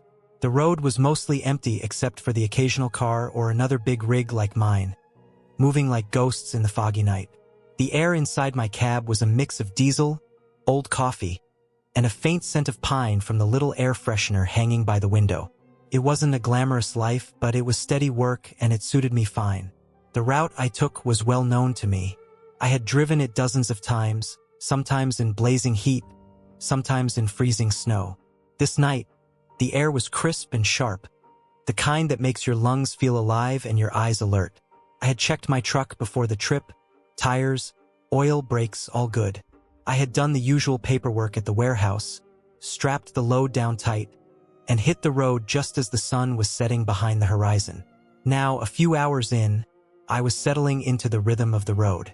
Around midnight, I pulled off at a small rest stop somewhere near a stretch of empty farmland. The place was quiet, only a couple of other trucks parked under flickering streetlights. I used the restroom, stretched my legs, and filled my thermos with some hot coffee from the vending machine. The chill in the air had started to seep into my bones, but the coffee helped. I sat back in my seat for a moment, eyes closed, listening to the quiet hum of the diesel engine idling. Back on the road, the landscape was mostly dark fields on either side, with only the faint outlines of barns and silos far in the distance. The moon was hidden behind clouds, so the night was darker than usual. I kept my speed steady, the truck humming beneath me like a living thing. The highway signs passed by in predictable intervals. Exit 45, 40 miles to Springfield. Next rest area in 20 miles. My thoughts drifted to the small diner I'd stop at near the end of the route for breakfast. They made a mean omelet and the coffee was strong. It was a simple comfort, but after a long night on the road, it felt like a little piece of home. About 2 hours out from Detroit, as I approached a small town, the weather started to change. The wind picked up suddenly, rattling the truck's mirrors and making the cab creak. I could smell rain on the air before I saw it. A faint mist at first, then a steady drizzle. The road became slick under the headlights, reflecting the white lines like wet glass. I turned on my windshield wipers, slow at first, then faster as the rain grew heavier. The hum of the tires on the wet asphalt became louder, more urgent. Visibility dropped quickly. The rain was coming down hard, blurring the road ahead and washing the glow from the streetlights. I slowed the truck a bit, keeping a firm grip on the wheel. This part of the route was tricky, lots of curves and some blind spots. I had learned to trust my instincts and drive carefully when the weather turned like this. The radio was quiet, the static filling the cab like background noise. My mind stayed sharp, scanning the road for any hazards. Suddenly, out of nowhere, the truck in front of me braked hard. I had just enough time to slam on my own brakes and swerve slightly to the right shoulder. The sound of screeching tires and the sharp hiss of air brakes filled the night. My heart pounded as I came to a stop just feet behind the other truck. The rain was relentless, pounding the roof and windows like a drum. The driver ahead had pulled over to the side, lights flashing. I stayed put, engine idling, waiting for the storm to pass. I could see the headlights of a few cars moving slowly past us on the highway, their drivers cautious in the downpour. The rain kept coming for nearly half an hour, each minute feeling longer than the last. Then, as suddenly as it began, it started to ease off. The sky began to clear just a little, and the road started drying in patches. I checked my mirrors, then slowly pulled back onto the highway. The night air smelled fresh, cool with the hint of wet earth and grass. The rain had washed away the dust and grime from the truck's windshield, giving me a clearer view. I adjusted my speed to normal and settled back into the driving rhythm. By the time I reached the outskirts of Detroit, the sun was just starting to lighten the eastern sky. The city lights faded behind me, replaced by the soft glow of dawn. I rolled into the warehouse just as the morning shift was starting. The unloading crew was ready, and the work began immediately. I checked the load, made sure everything was accounted for, then signed the paperwork. It was routine, but it felt good to be done after the long night. Before leaving, I grabbed a hot breakfast from the small diner near the warehouse. The eggs were hot, the bacon crispy, and the coffee was exactly how I remembered, strong and black. I sat by the window, watching the city wake up, feeling the tired ache in my legs and the steady hum of satisfaction in my chest. Driving trucks wasn't an easy life, but it was mine. It gave me time alone with my thoughts, a steady paycheck, and the freedom to see parts of the country few people get to. I packed up, checked my paperwork once more, and started planning the next run. The roads were calling again, and soon I'd be back behind the wheel, chasing the endless highway, ready for whatever came next. The night's rain, the long miles, the quiet moments. All of it was part of the job, and for me, it was exactly where I was meant to be.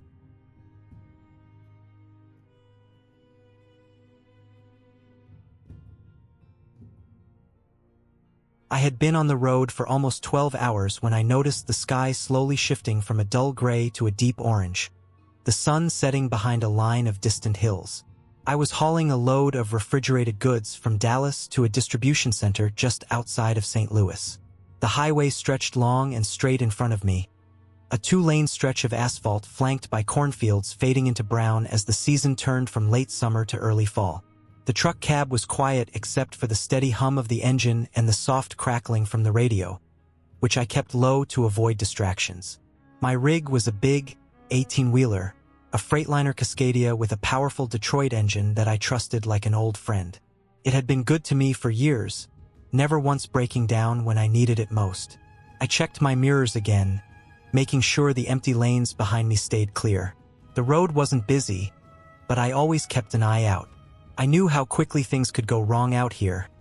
Tired drivers, bad weather, and unexpected road work. I reached over to grab a bottle of water from the cup holder, taking a long drink before setting it down and focusing back on the road. As I drove through a small town with a blinking stoplight and a few scattered businesses, I noticed a sign for a diner a few miles up ahead. My stomach rumbled. It had been hours since my last meal, and the thought of stopping for a hot plate was tempting. But I reminded myself I still had to make good time to stay on schedule. The distribution center wasn't far, and I didn't want to risk losing a delivery window. I kept my foot steady on the accelerator and pushed forward. The sun dipped lower, and soon the sky darkened to a deep blue. The truck's headlights cut through the growing shadows, illuminating the cracked pavement and the outline of trees that bordered the road. I flipped on the dashboard lights, glancing at the gauges. Everything was running smoothly, oil pressure steady, temperature normal. The brakes felt solid when I tested them lightly. I had done my pre-trip inspection earlier in the day, but I was always double careful when driving at night. Somewhere in the middle of nowhere, the highway narrowed even more. I noticed a few patches of gravel and some potholes that had been patched up but were still rough on the suspension. The tires grumbled over the uneven surface. I slowed down a little, careful not to shake the load in the trailer too much. The cargo was mostly frozen vegetables and dairy products, and though they were packed tightly in the refrigerated trailer, any sudden jostle could cause damage.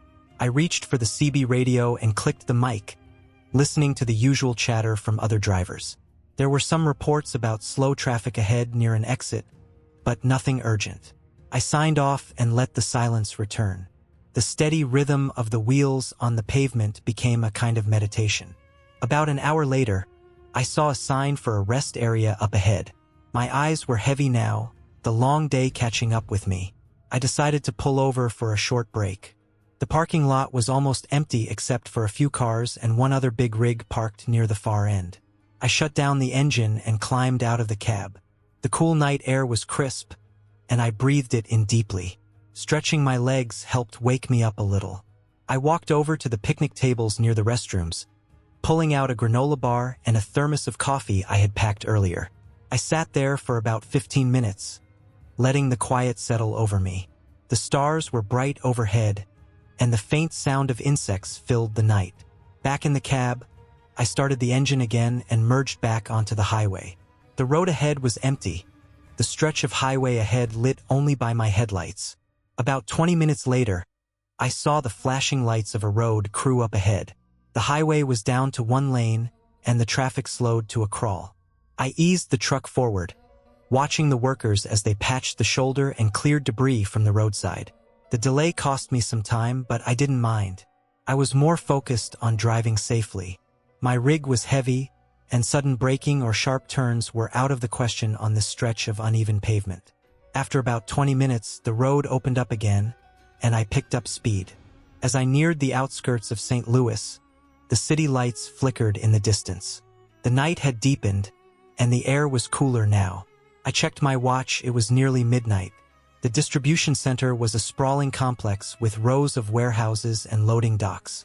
The GPS led me down a maze of service roads lined with bright floodlights. Pulling into the designated unloading area, I felt a wave of relief. The long haul was almost over. I shut down the engine, and the quiet of the yard felt strange after so many hours of constant noise inside the cab.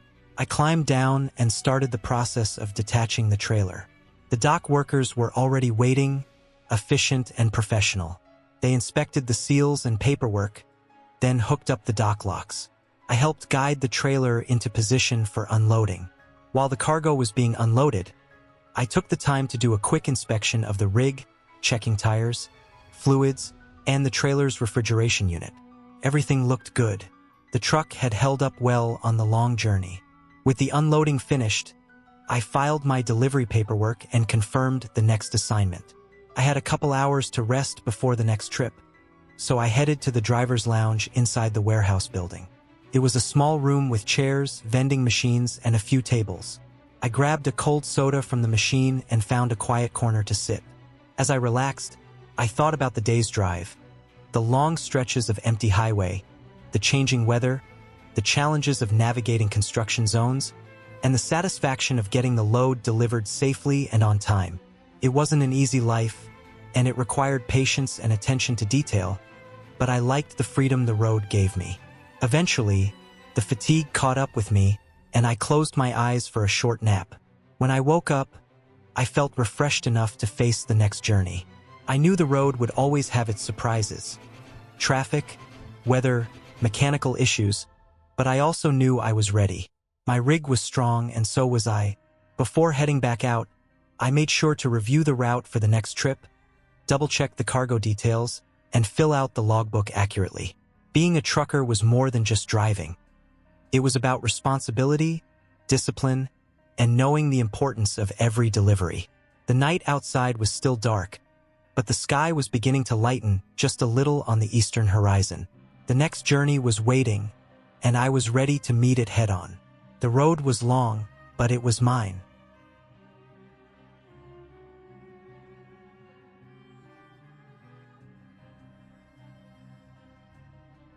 I started my day early, just like always. The sun was barely up when I climbed into the cab of my rig, a big, heavy-duty Kenworth that had been with me through thousands of miles and countless roads. The engine roared to life, filling the quiet morning air with a steady rumble that I had come to find oddly comforting. My route for the day was a long haul, about 800 miles from Oklahoma City to Denver. It wasn't a tough run by any means, but it was the kind of day that would test your patience and attention, especially with winter slowly creeping in.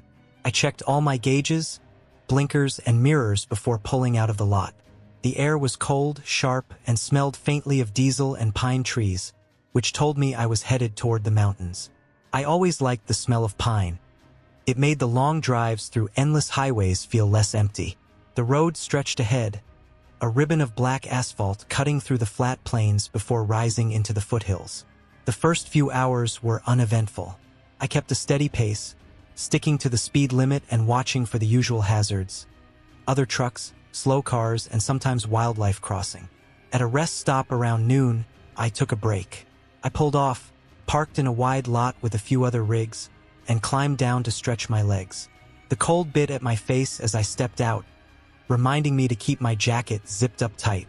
I grabbed a coffee from the little diner nearby, the kind of place where truckers swap stories and the food was heavy but good. Back on the road, I passed through small towns with names like Clinton and Woodward. Each one had its own little charm. Weathered signs, mom-and-pop stores, and gas stations where I could fill up or grab snacks. I didn't mind these stops. They broke up the monotony of the highway and gave me a moment to feel grounded outside the cab. As I got closer to the mountains, the road began to twist and turn, climbing higher with each mile. The weather shifted too.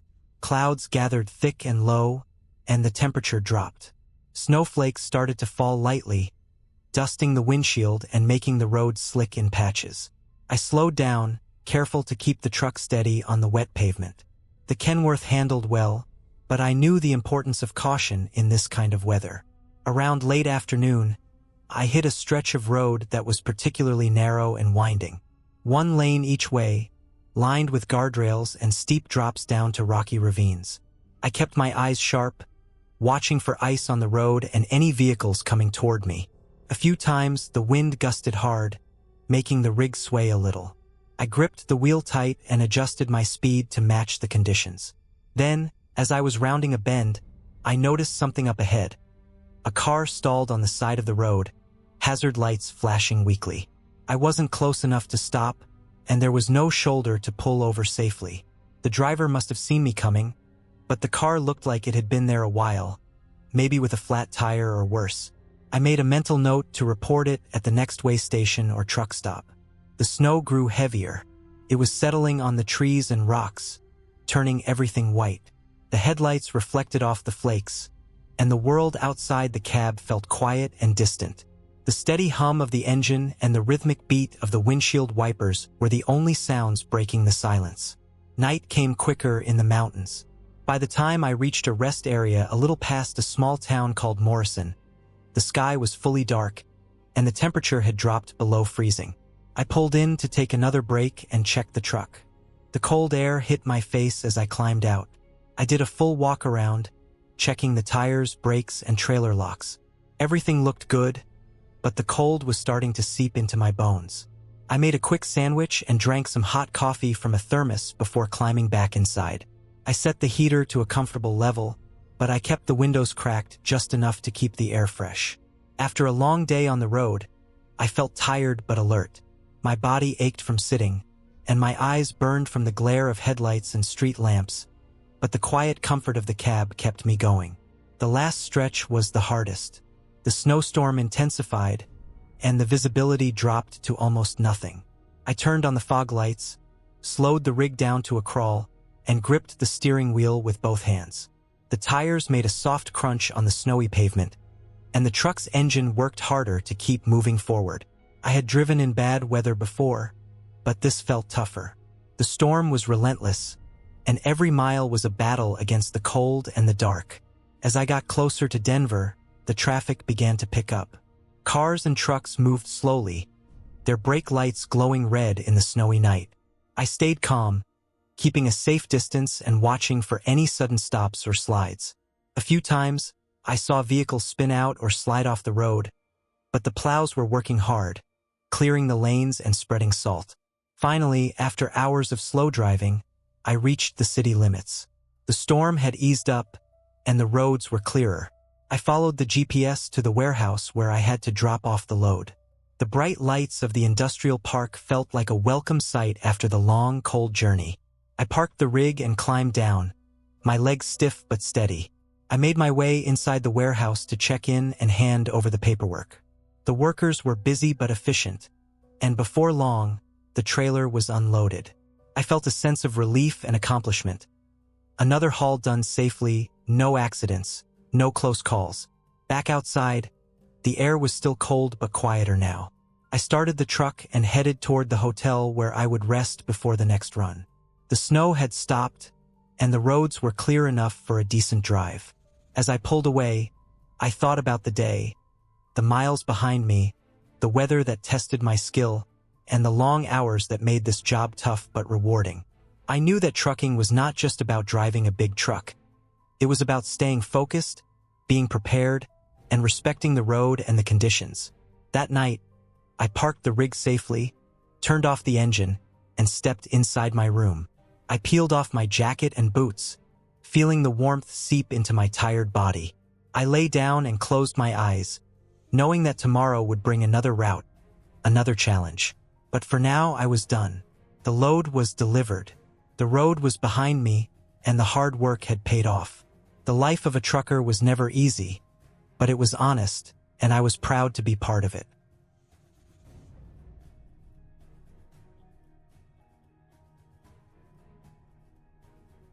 I was driving a big rig on one of my usual long hauls, heading west from Texas to California.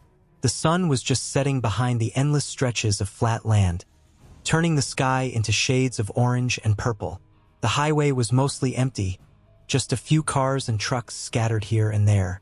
It was one of those clear evenings when the air felt dry and cool, a good time to be on the road. My rig was loaded with a shipment of machinery parts, heavy and secured tight. I had checked everything carefully before leaving. Tires, brakes, lights, all of it.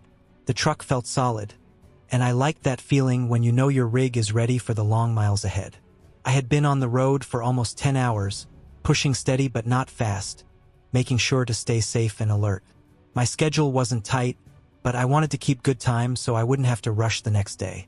The highway cut through some flat farming land for miles, then started climbing slightly as I got closer to some low hills near the border of New Mexico. The sun was gone now, replaced by a deep blue sky full of stars. I kept my headlights on low beam, watching the road carefully. It was quiet, the kind of quiet that can make you feel alone but also calm. The radio was off. I prefer silence or just the hum of the engine when I'm driving at night. It helps me focus. About 2 hours past a small town called Lordsburg, I noticed something strange ahead. There was a patch of road with a lot of broken glass and debris scattered across it. I slowed down to avoid any damage to my tires. It looked like maybe a car had been in an accident there recently, but there were no emergency lights or people around, just the wreckage lying on the shoulder and a few skid marks on the asphalt. I stayed alert, watching for anything unusual. Not long after that, the highway narrowed as it went through a stretch of canyons. The road twisted and turned more sharply here, the cliffs rising high on one side and dropping steeply on the other. I kept my speed slow and steady, careful with every curve. The truck handled well, but I knew better than to push it on roads like this. My rig felt heavy around the bends, and the darkness made it harder to see what was coming. Suddenly, I caught sight of a car pulled over on the right side, just beyond a bend. It was a small sedan, the kind you'd see in any city, but it looked out of place here. The car's hazard lights were flashing, but no one was outside. I glanced over quickly, my eyes scanning for anyone who might need help. The roadside here was rough, gravel and rocks. Not a good place to stop if you're broken down. I kept my distance, slowing a little more just in case, but I didn't want to stop. Something about that car didn't sit right with me. It was late, and I had miles to go before I could rest. The road ahead was still twisting, and I didn't want to get caught stuck here. The truck's engine rumbled as I shifted down a gear to take the next curve. Suddenly, I felt a bump under the wheels. I glanced in my mirrors and saw a big piece of tire tread lying in the middle of the lane. I swerved slightly to avoid it, but my left rear tire hit the edge of the debris. A sharp vibration ran through the truck, and I could hear a strange flapping noise. I pulled off onto a wider spot on the shoulder and stopped.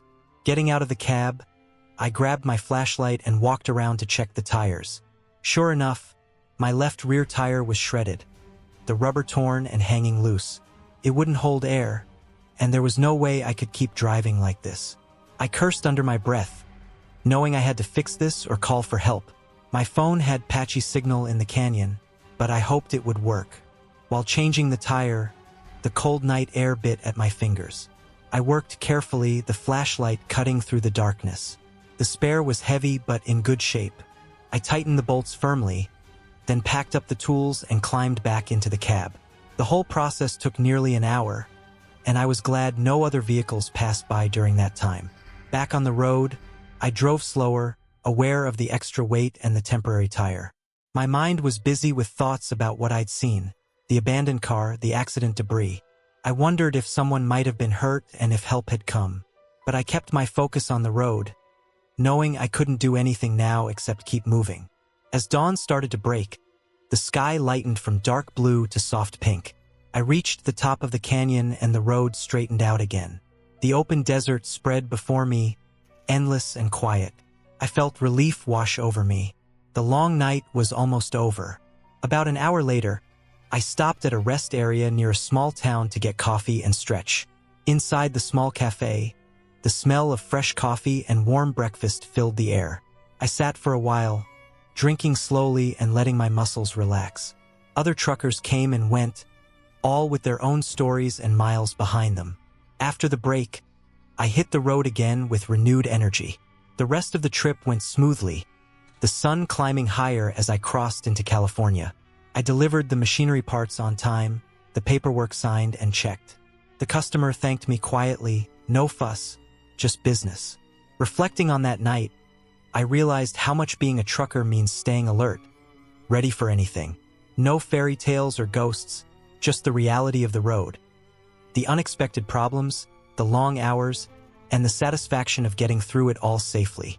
That night reminded me how much I respect the power of a simple broken tire or an empty car on the side of the road.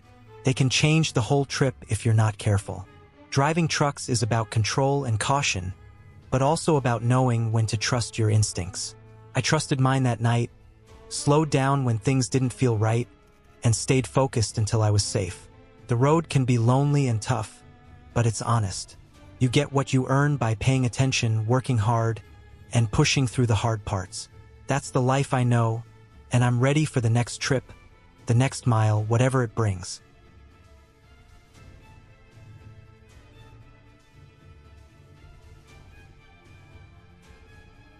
I was on the road again, a long haul stretching from the outskirts of Denver all the way down to New Orleans.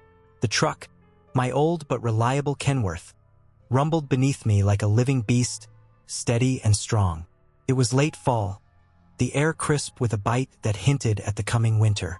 I had left the yard early that morning before dawn to make sure I had enough time to cover the 600 miles ahead without rushing.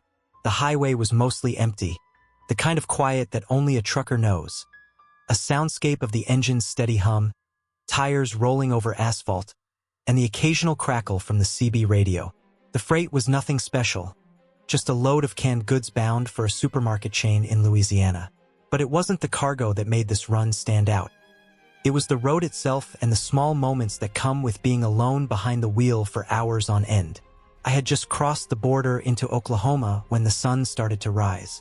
The sky turned from a deep blue to a wash of orange and pink, lighting up the flatlands around me. The horizon was endless, with stretches of farmland and occasional patches of forest. There was something calming about that open space, like the world had room to breathe out here. I glanced at the dashboard clock, 7:15 a.m. The miles ticked by steadily.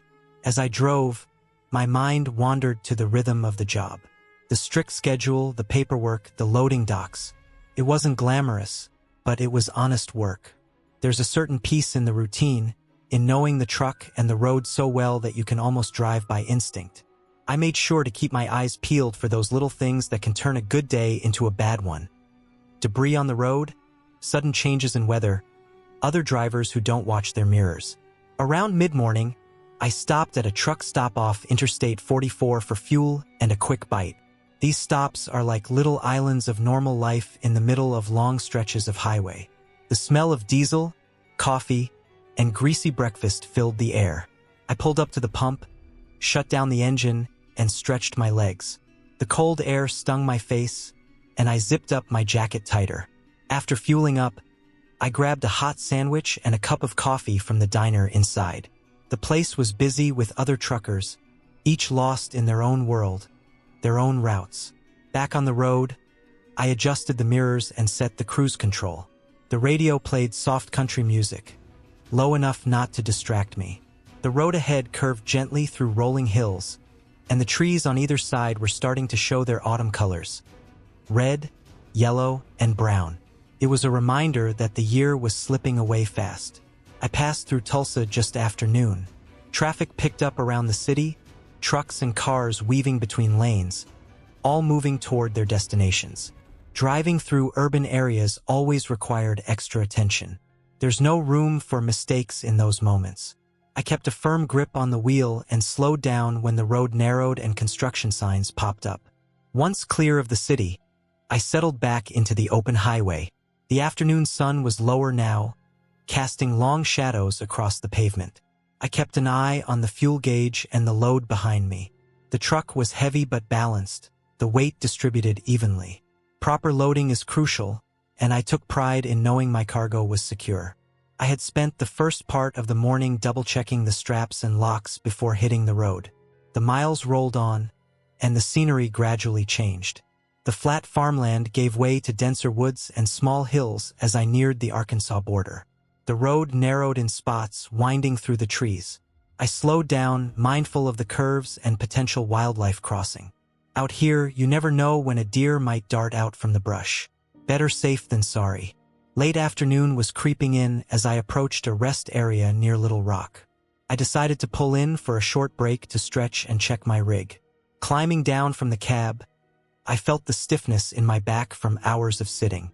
I circled the truck, checking the tires, the brakes, the lights. Everything looked good. The diesel engine sat quiet now, the only sound a distant hum of other trucks and cars. I took a quick walk around the rest area. The sun was dipping lower, painting the sky with gold and purple hues. The air was cooling rapidly. I thought about my destination. New Orleans was still a few hundred miles away, but I was making good time. I needed to keep pushing if I wanted to get there before dark. Back inside the cab, I fired up the engine and merged onto the highway. The setting sun made visibility tricky in some stretches, with glare bouncing off the pavement. I slowed down where needed and switched on the headlights. The road was less crowded now, mostly trucks and the occasional car headed home or on their own long trips. As night fell, I switched the dashboard lights to dim and leaned back slightly. The hum of the engine was almost hypnotic. The world outside was dark, broken only by the glowing lines marking the highway and the distant red taillights of slower vehicles. Night driving has its own challenges, but also a calm that daytime can't match. The loneliness of the road at night can be both comforting and heavy, depending on the mood. Around 10 p.m., I finally saw the outskirts of New Orleans. The city lights twinkled in the distance, a welcome sight after hours on the road. I took the exit ramp slowly, careful to navigate the tight turns and busy streets with the long trailer behind me. My GPS guided me to the warehouse where I was scheduled to unload. Pulling into the yard, I shut down the engine and took a deep breath. The trip was over. The truck would be unloaded overnight, and I'd be able to rest before the return trip. I sat there for a moment, letting the silence sink in, feeling the satisfaction of a job well done. The road had tested me again, but I made it through without trouble. I locked the cab and stepped out into the cool night air. The city smelled different. Wet pavement, exhaust, and the faint buzz of nightlife. I grabbed my bags, ready to find a nearby motel for a few hours of sleep. Tomorrow would bring another load, another run, and the endless highway calling me forward again. But for now, I was done. The miles behind me, the road ahead waiting. And me, tired but steady, a trucker in the heart of America's vast and winding routes. The end of this journey was clear: rest, recharge, and be ready to do it all over again. That's the life, and I wouldn't have it any other way.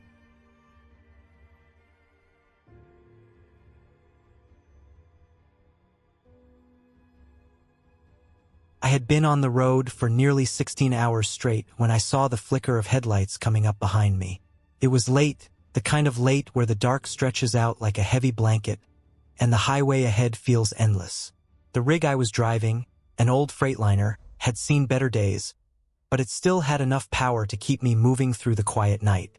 I was hauling a load of steel coils from Ohio to Texas, a routine run but a long one.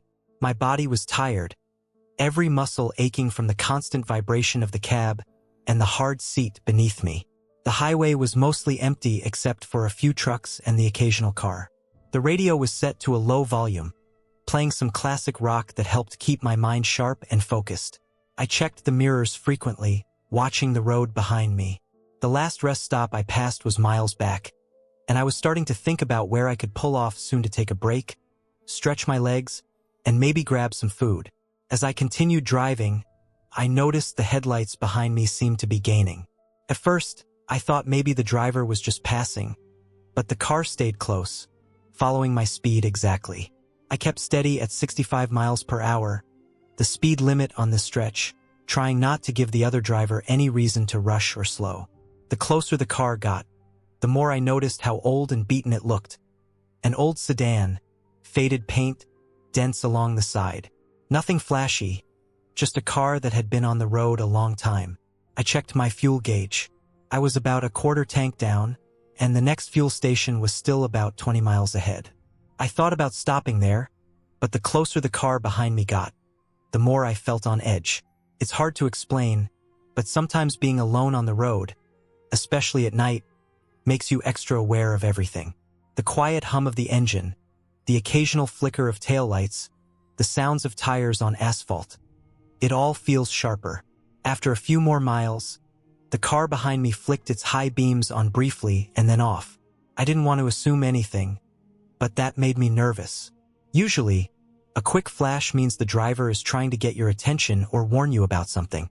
I looked in my mirrors carefully, but I couldn't see any obvious problem. The highway was clear ahead, no accidents or stopped vehicles in sight. I decided to slow down slightly, just a bit below the speed limit, to see if the car would pass me. Stayed right behind me, not moving around. I switched lanes to the right shoulder when it was safe, thinking maybe it would use the left lane to pass, but it stayed behind me like glue. That's when I started feeling that odd, tightening sensation in my chest, the kind of unease that comes with not knowing what's about to happen. I wasn't scared exactly, just alert. I thought about calling dispatch to let them know I might need help, but the cell signal here was spotty at best. The night sky was clear, no fog or rain, just the stars and the occasional flash of a passing plane overhead. After about 10 minutes, I saw the faint glow of a rest stop up ahead. I planned to take the exit, park the truck, and step out for a moment. I signaled right, slowed down carefully, and pulled off. The car behind me followed, turning off the highway and parking near the edge of the lot a few spaces away. I sat for a moment, my hands gripping the steering wheel, watching. The engine in my rig ticked softly as it cooled down. The other car's headlights stayed off now, but I could still see it in my side mirror, just sitting there. I looked around the rest stop. It was quiet except for the hum of a vending machine inside the building and the occasional sound of footsteps from a lone traveler crossing to the restroom. Nothing out of the ordinary. I opened my door and stepped outside into the cool night air. The smell of diesel and fresh asphalt mixed with the faint scent of pine from the nearby trees.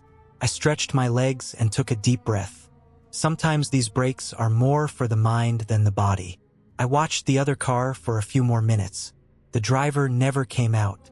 The windows were tinted, and I couldn't see inside clearly. After a while, I decided to go inside and get some coffee from the vending machine. Maybe a hot drink would help clear my head and keep me awake for the rest of the drive. Inside, the fluorescent lights buzzed softly. I inserted some coins, waited for the cup to fill, and sipped the bitter coffee slowly. The warmth spread through my hands, and for a moment, I felt a little more grounded. When I came back outside, the other car was gone. I glanced around the parking lot. No sign of it anywhere. I looked at my rig and then back down the road. The highway stretched empty in both directions. Struck me then how alone the road can feel, even when you think you're not. I thought about the strange driver, the way they followed me so closely, the way they vanished without a trace. No calls, no explanation, just a shadow in the night. I decided to stay at the rest stop for a bit longer. I checked my schedule on my phone, noting I still had hours to go before reaching my destination. But I knew now I had to be extra careful. On the road, things can change in an instant. Trucks break down, weather shifts, and sometimes people behave unpredictably. Eventually, I climbed back into my cab, settled into the worn seat, and fired up the engine. The headlights lit up the empty highway once again. As I pulled back onto the road, I took one last look in the mirror. The stretch of road behind me was dark and quiet. The car that had been following was nowhere to be seen. The rest of the trip was uneventful, the miles slipping by under the steady hum of my engine. I kept my eyes sharp, my hands steady on the wheel.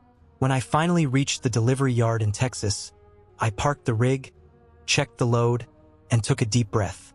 The road had tested me that night in small ways, with an unknown presence and the feeling of isolation that every trucker knows well. But I made it through safe and sound. It reminded me why I always keep my wits about me, why every mile counts, and why respect for the road and those who drive it matters. There was no drama, no wild chase, just a quiet reminder that even when you're alone out there, you're never completely alone.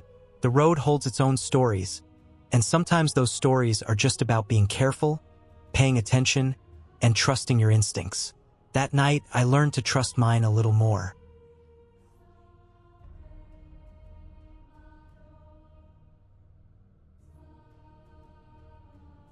I was on the road again, my 18-wheeler loaded with a full trailer of goods heading from Dallas, Texas, to a small distribution center just outside of Minneapolis. The route was familiar, a long stretch of interstate highways, rural towns, and wide-open fields. It was a late autumn trip, the kind where the air gets cold enough to bite but the roads stay clear enough for steady driving. I had been trucking for nearly 10 years by then, and these runs had become part of a rhythm I lived for, the hum of the engine, the crunch of tires on asphalt, the vastness of the land stretching out on both sides. That morning, I left the truck stop early, before the sun had fully risen. The sky was a deep, cold blue with hints of pink on the horizon. I had taken my coffee, checked my rig thoroughly, and made sure the load was secure before pulling out onto the interstate. The truck felt solid beneath me, the tires gripping the road like they always did, and the diesel engine's steady roar was a comfort in the quiet early hours. The first few hours were uneventful, the miles passing one after another as the landscape slowly changed. The flat, dry plains gave way to rolling hills dotted with patches of yellow and red from the changing leaves. I stayed alert, knowing that as the day progressed, traffic would get heavier, and the weather could change fast in this part of the country. Around mid-morning, I noticed the sky growing darker ahead, with thick clouds rolling in fast from the northwest. I could smell the dampness in the air before I even saw it, that sharp scent of rain and earth mixing. I pulled over at a rest stop just as the first drops began to fall heavy and steady. The windshield wipers worked hard, but the rain came down in sheets, blurring the view and making the highway slick. I sat in the cab, engine running, watching the rain hammer down. The windshield fogged up despite the heater, so I cracked the window a bit, letting the cold air inside. Rain like this meant slower driving and a lot more care. I checked my mirrors, made sure the trailer was still tracking well, and prepared for the long stretch ahead. After about an hour, the rain started to ease up, turning into a light drizzle. The road was wet, shiny under the overcast sky. I pulled back onto the highway, moving cautiously at first, but the tires gripped well, and the truck responded just as it should. The radio was off. Just me and the sound of the diesel engine and the occasional splash of water as my tires cut through puddles. As the day wore on, the rain stopped completely, leaving a cool dampness in the air. The clouds began to thin, and patches of blue peeked through. I passed small towns where I could see farmers working the fields, preparing for winter. The trucks and cars on the road increased as I neared a larger city. I had to slow down, merge carefully, and keep my distance. The traffic was heavy but moving steadily. By mid-afternoon, the sun broke through the clouds, casting long shadows and lighting the world in a soft golden glow. The warmth felt good after the damp cold of the morning. I stopped at a truck stop near the city for a quick break and to refuel. The place was busy, trucks lined up for fuel and drivers grabbing meals or stretching their legs. Back on the road, I followed the interstate through suburbs and industrial areas. The highway was wide and well-maintained, but I kept my speed steady, knowing the load in my trailer meant I had to be careful with braking and turning. The city noise faded behind me as I left the outskirts, and the road opened up into long stretches of highway with forests and small farms on either side. Late afternoon turned into early evening, and the sky shifted from gold to soft pinks and purples. I found a safe spot at a rest area and parked the truck. I climbed into the sleeper cab and made a quick dinner from the supplies I carried, usually something simple like canned soup, bread, and fruit. I took a shower in the rest area and changed into fresh clothes, feeling the tiredness from the day settle into my bones. Before settling into sleep, I double-checked my logbook, making sure my hours were correct and that I would be ready to get back on the road early the next morning. I set my alarm and laid back on the narrow bed, listening to the quiet hum of the highway not far away. Outside, the stars were faint but visible through breaks in the clouds. The night was cold and still, but I felt safe. The rig was locked up tight, and the truck stop was quiet. I drifted off, the steady rhythm of the engine and the faint sounds of trucks coming and going mixing with the calm night air. The next morning, I woke before dawn. The sky was clear, with a pale blue spreading across the horizon. I stretched out the stiffness from sleeping in the cab, then got up and did my usual pre-trip inspection. Tires checked, brakes tested, lights working. Everything was in order. I climbed back into the driver's seat, started the engine, and pulled out onto the road with a full day ahead. The miles passed steadily. The weather was good, the roads dry, and the load stable. I stopped only for fuel and a quick break to stretch my legs. I kept an eye on the traffic and the weather reports on the radio, planning my rest times and speed to stay safe and on schedule. By late afternoon, I was approaching the distribution center just outside Minneapolis. The sky was bright, and the air had a crispness that told me winter was coming soon. I followed the signs to the unloading docks, where workers were waiting to take my cargo. I parked the truck, shut off the engine, and climbed out to stretch again. The unloading process went smoothly, and I watched as pallets were taken off one by one. Once the trailer was empty, I checked in with the dispatch, confirming my next load and route. For now, I was done with this run. I would spend the night in a nearby motel, rest up, and be ready for the next journey. As I sat in the motel room that evening, I thought about the day's drive. The road had been long, the weather challenging at times, but the truck had held steady, and I had made it safely. The routine, the miles, the solitude, they were all part of what I liked about this life. The endless highways stretching out ahead, the quiet moments in the cab, the small towns and wide open spaces. Trucking was more than a job, it was a way of life, a challenge, and a kind of freedom. I felt tired but satisfied, ready to rest and ready to do it all again. The road was waiting, and I knew I'd be back behind the wheel before long, chasing the next load, the next horizon.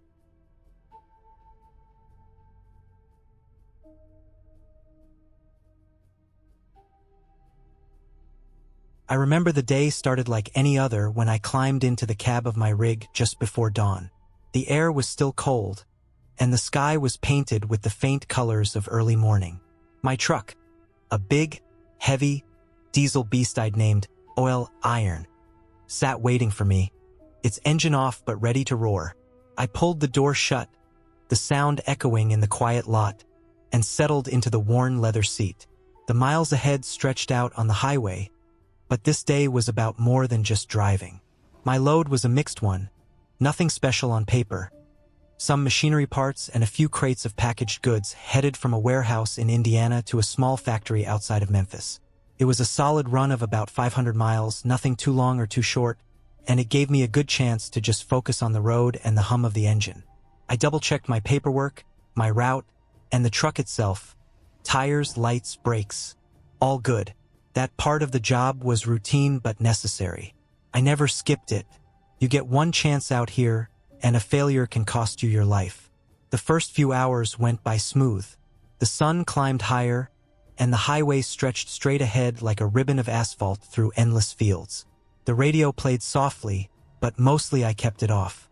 Too many distractions. I like to keep my mind sharp, watching for anything out of the ordinary. Around midday, I stopped at a rest area for a quick break. I grabbed a sandwich from the cooler and sat on a bench near the truck. The air smelled faintly of diesel and grass, a strange but familiar mix after all these years. Back on the road, I could feel the weight of the load behind me. The truck responded well, steady and strong. But as I crossed into Kentucky, the weather began to shift. Thick clouds rolled in, turning the sky dark and low. The wind picked up, rattling the cab and making the rig sway a bit on the highway. I could see rain starting to fall ahead, and I slowed down, careful with the heavy cargo behind me. The rain came hard. At first it was just a drizzle, but soon it was pouring, sheets of water hitting the windshield, making it hard to see more than a few feet in front. I switched on the wipers at full speed and slowed to about 50 miles per hour. The highway was slick, and every truck and car around me had their lights on, moving cautiously. The radio crackled with weather reports warning of storms and possible flooding in some areas. I checked my phone briefly and saw that I still had a couple hundred miles to go. The highway started to climb and twist as it entered the hills. The rain turned into a steady downpour. Visibility dropped even more. I gripped the steering wheel tightly and focused on the road, watching the painted lines and the tail lights ahead. Suddenly, up ahead, a flash of brake lights caught my attention. Traffic slowed sharply. I hit the brakes gently and downshifted to control the rig's speed on the wet road. Traffic came to a near stop a few hundred yards ahead. I could just make out flashing lights from emergency vehicles. My heart rate picked up. I eased the truck to a stop and put it in park, watching carefully as the line of cars and trucks piled up behind me. There had been an accident, a bad one by the looks of it. Several vehicles were crumpled on the side of the highway, and emergency crews were moving quickly. I climbed out of the cab, the rain pelting my jacket as I walked toward the front of my rig to get a better look. A large semi had jackknifed, blocking the highway and causing the pileup. The wet road and steep curves had been a dangerous combination. The emergency workers were focused on helping the injured and clearing the wreckage, but it was clear the road would be closed for a while. I stepped back and looked around. My truck sat heavy behind me, the cargo safe, but the day suddenly complicated. I pulled out my phone again and called my dispatcher to let them know the situation. They told me to wait it out and that they'd arrange for a new route or instructions once the road opened. Hours passed slowly. I sat on the edge of my trailer step, eating the last of my sandwich, watching the rain come down in sheets. Other drivers shared the same space. Some nodded to me, others just stared ahead, tired and frustrated. There was no arguing with the weather or the accident. We were all stuck until the highway reopened. By late afternoon, the rain began to ease. The emergency crews had done their work, clearing the worst of the wreckage. Traffic was starting to move again, inching forward cautiously. I climbed back into my rig, feeling stiff from sitting so long but grateful the day wasn't worse. The highway was wet and slick but passable. I eased OL, iron forward, careful to keep the load steady. As I drove on into the evening, the sky slowly cleared. The clouds parted to reveal a dimming sun, painting the horizon with orange and purple hues. The road stretched on, long and empty in front of me. I could feel the miles adding up again, each one bringing me closer to the delivery point. When I finally rolled into the small factory yard near Memphis, it was nearly dark. I parked the truck in the designated spot and took a moment to stretch, muscles aching from the long day. The unloading crew greeted me with quick nods and busy hands. I handed over my paperwork, the job nearly done. The day had started ordinary but turned challenging. The rain, the accident, the hours stuck waiting, all tests of patience and skill on the road. But that's part of the job. You don't just drive. You stay alert, adapt, and keep going no matter what the road throws at you. The clear ending came as I watched the unloading finish, knowing I'd done my part. Tomorrow, the cycle would start again. I climbed back into OL, iron one last time that night. The engine's rumble, a comforting sound in the quiet yard. The road had been tough, but the truck and I had made it through. That's what being a trucker is all about. Not just moving goods from point A to point B, but handling whatever comes between with steady hands and a clear head. And that night, as I pulled the door shut and settled in for some rest, I felt a quiet pride in the simple, hard work that carried me through.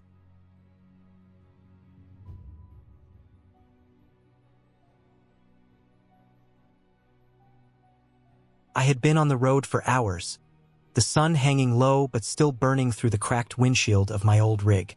The truck smelled like a mix of diesel, stale coffee, and the faint trace of leather from the worn-out seat cover I'd thrown over my driver's chair. My rig was a 1997 Freightliner, sturdy but showing its age in every creak and groan it made. The dashboard was cluttered with papers, maps, and a half-empty bottle of water. My fingers rested on the steering wheel, steady and practiced, guiding the truck through miles of flat highway that stretched like a ribbon across the countryside. That day had started in Kansas City. I'd loaded a shipment of industrial parts, heavy steel rods and coils of wire bound tightly on wooden pallets. The weight made the truck respond sluggishly, especially climbing hills or rounding corners, but I was used to that. I checked the gauges often, air pressure, oil temp, fuel level all normal, except the tire pressure warning blinking faintly. I figured it wasn't urgent, just a sensor glitch or a slow leak to keep an eye on. The highway was mostly empty as I headed west. The sky was clear, blue turning golden, the wind whipping against the truck's sides. The radio played soft country music, nothing loud, just background noise to keep me awake. The highway was a familiar rhythm, the hum of the engine, the occasional rumble strips under the tires, the slow passing of signs marking towns, gas stations, rest stops. About 3 hours in, just past a small town called Norton, the tire pressure warning light went solid. I knew then it was time to pull over. I looked for a safe spot on the shoulder, spotted a wide gravel turnout near a field of dry corn stalks. The truck came to a slow stop, the air brakes sighing and releasing as I shifted into park. I climbed down from the cab and took the flashlight from the dashboard, moving toward the right rear tires. One of the dual tires was low, almost flat, the sidewall sagging against the rim. I knelt down and pressed my hand against the rubber. It was definitely losing air fast. I could hear a faint hissing sound. No wonder the warning light wouldn't quit. Pulling out my tire repair kit, I checked the spare mounted under the trailer. It was old, but still usable if I had to swap it out. I also had a small air compressor powered by the truck's battery and a can of tire sealant. The road wasn't busy, but trucks came by now and then, their engines roaring loud enough to remind me I wasn't alone out here. I sprayed the sealant into the tire's valve and connected the compressor. The gauge rose slowly, but the tire never fully inflated. The leak was worse than I thought. It was time to get serious. I grabbed the jack and lug wrench, positioned the jack under the frame, and started the slow work of lifting the trailer enough to get the flat tire off. It wasn't easy. The gravel shifted underfoot, the jack slipped once or twice, and the sun beat down hard, making me sweat through my shirt. I worked carefully, loosening the lug nuts, prying the tire off the rim. The weight of the tire was heavy, awkward to handle, but after some struggle, I managed to get it off and set it aside. I pulled the spare from under the trailer, coated with dust and grime from the road, and wrestled it onto the rim.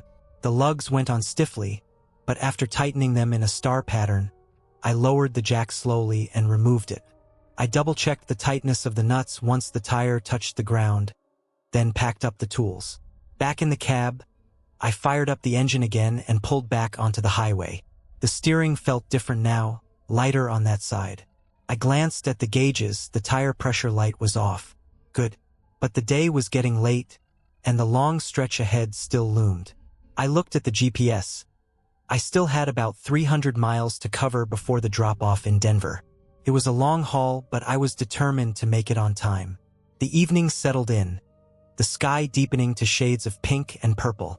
I rolled down the window slightly to catch the cool air, the scent of dry earth and distant pine trees drifting in.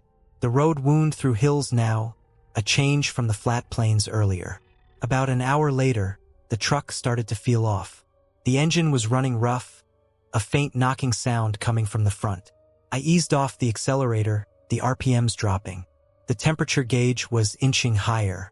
I pulled over at the next rest stop, a small, empty area with picnic tables and a restroom. I popped the hood and leaned over the engine. The radiator was hot, and the coolant reservoir looked low.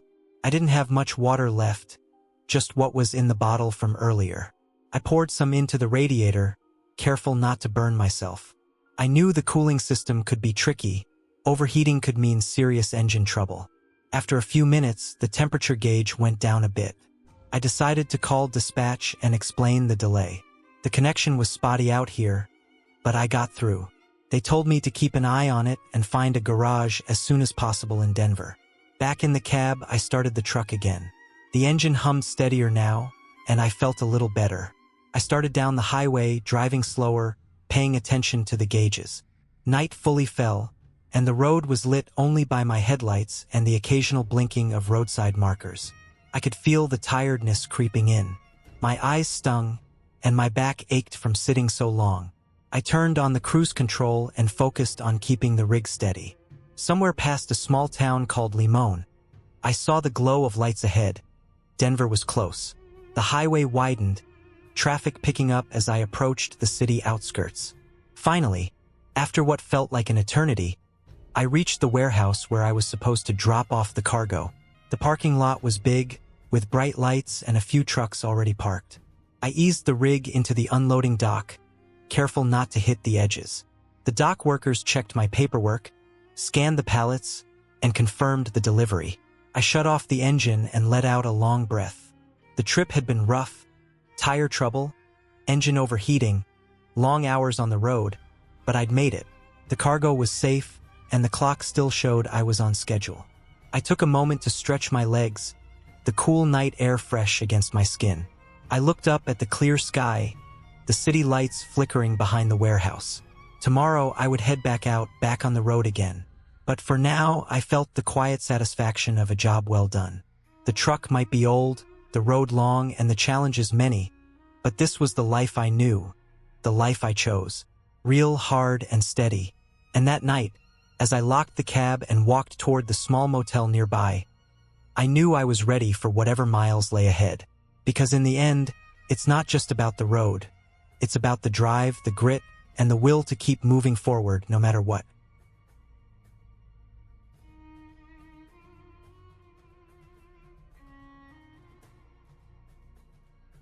I had been driving trucks for almost 10 years when something unexpected happened that I still think about every time I get behind the wheel. It started like any other job, a long haul from Texas to the Northeast, hauling a load of construction equipment. I was used to these long stretches of road, the endless highways where all you hear is the hum of the engine and the wind brushing against the cab. I left the yard just after dawn, the sky still pale and cool, and the truck's engine rumbled steady beneath me. The route took me through a mix of busy highways and quiet backroads. I always liked the quiet parts, the stretches where you could almost forget you were hauling a massive rig. There's something about being alone on the road with nothing but your thoughts and the miles ahead that has a strange kind of peace to it. That day, I took a back route through a small town in Oklahoma. It wasn't on my original plan, but there was a detour up ahead, and my GPS had rerouted me through it. The town looked sleepy, with empty streets and a few old shops that had seen better days. The sun was high now, beating down hard through the truck's windshield, and the heat in the cab was thick. I rolled down the window for some fresh air, and the smell of dry grass and hot asphalt came in. The truck's load felt heavier than usual, making the steering a bit tougher as I headed out of town onto a narrow 2-lane highway that stretched into the countryside. The road was straight but had some dips and rises. The shoulders were thin, and tall trees lined both sides, casting long shadows over the pavement. I kept my eyes on the road, watching for any signs or sudden stops. After about an hour of driving, I noticed the sky was changing. Clouds rolled in faster than I expected, thick and gray, and a cold wind started blowing. The temperature inside the cab dropped, and I could feel a chill on my hands despite the truck heater working on low. The road ahead looked darker under the gathering storm clouds, and I pulled over for a moment near a small rest area to check my load and make sure everything was still secure. The rain started as a light drizzle but quickly turned into a downpour. I sat inside the cab, watching the water streak down the windows and listened to the rain hitting the roof.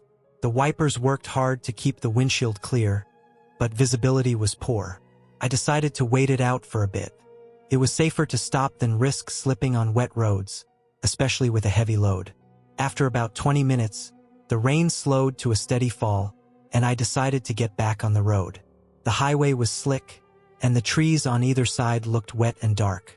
I slowed down, careful not to push the truck too hard in the slippery conditions.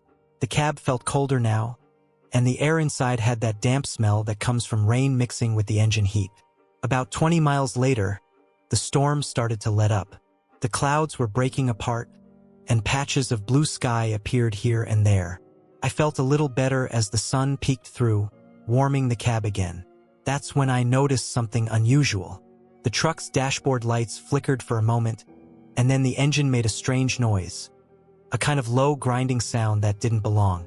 I pulled over to the side of the road and climbed out to take a look. The rain had stopped completely, but the air was still heavy with moisture. I checked the tires and brakes first. Everything looked normal, no leaks or obvious damage. Then I popped the hood and looked inside. Nothing was smoking or leaking, but the engine noise was still faintly there when I revved the motor a little. I called my dispatcher to explain the problem and ask for advice. He told me to keep going slowly to the nearest truck stop about 10 miles ahead and get it checked there. The engine noise was worrying, but the truck was still running. I decided to take it slow and be extra careful. Driving at a reduced speed in the middle of nowhere wasn't easy, especially with a heavy load. The road twisted through a mix of hills and trees, and there were a few sharp turns. The noise in the engine became more noticeable, like metal scraping against metal. Every mile felt longer as I focused on the road and listened for any sudden changes. When I finally reached the truck stop, I pulled into a service bay. A mechanic came over and started inspecting the truck while I waited inside the small lounge. After about an hour, he came back with news. One of the belts in the engine was badly worn and had started to fray, which was causing the noise. He said if I had kept driving much longer, the belt might have snapped, which could have caused the engine to fail completely. The mechanic replaced the belt right there. It wasn't a quick fix, but it was the kind of repair that could save me from much worse problems on the road. I felt a mix of relief and frustration. Relief because the problem was caught in time, and frustration because it had slowed me down and added extra stress to an already long day. By the time I got back on the highway, the sun was setting, casting a golden glow over the landscape. The road stretched out in front of me, open and quiet again. The truck hummed smoothly, no more strange noises, and I could feel the weight of the day starting to lift. Driving through the night, I kept my speed steady and my focus sharp. The highway was empty, and the stars were bright above. It was one of those moments where you realize how much depends on the little things. Maintenance, careful driving, paying attention to what your truck is telling you. A truck is a machine, but it's also your partner on the road. When I finally reached my destination the next morning, I felt a deep sense of satisfaction. The load was delivered safely, and I had made it through a day that could have ended badly if I hadn't been careful. It reminded me why I respect the road and the machine I drive. It's not just about getting from point A to point B. It's about being ready for whatever the road throws at you, day or night. That trip taught me a lesson I never forgot. No matter how routine the drive seems, always expect the unexpected. And always take care of your truck, because it takes care of you.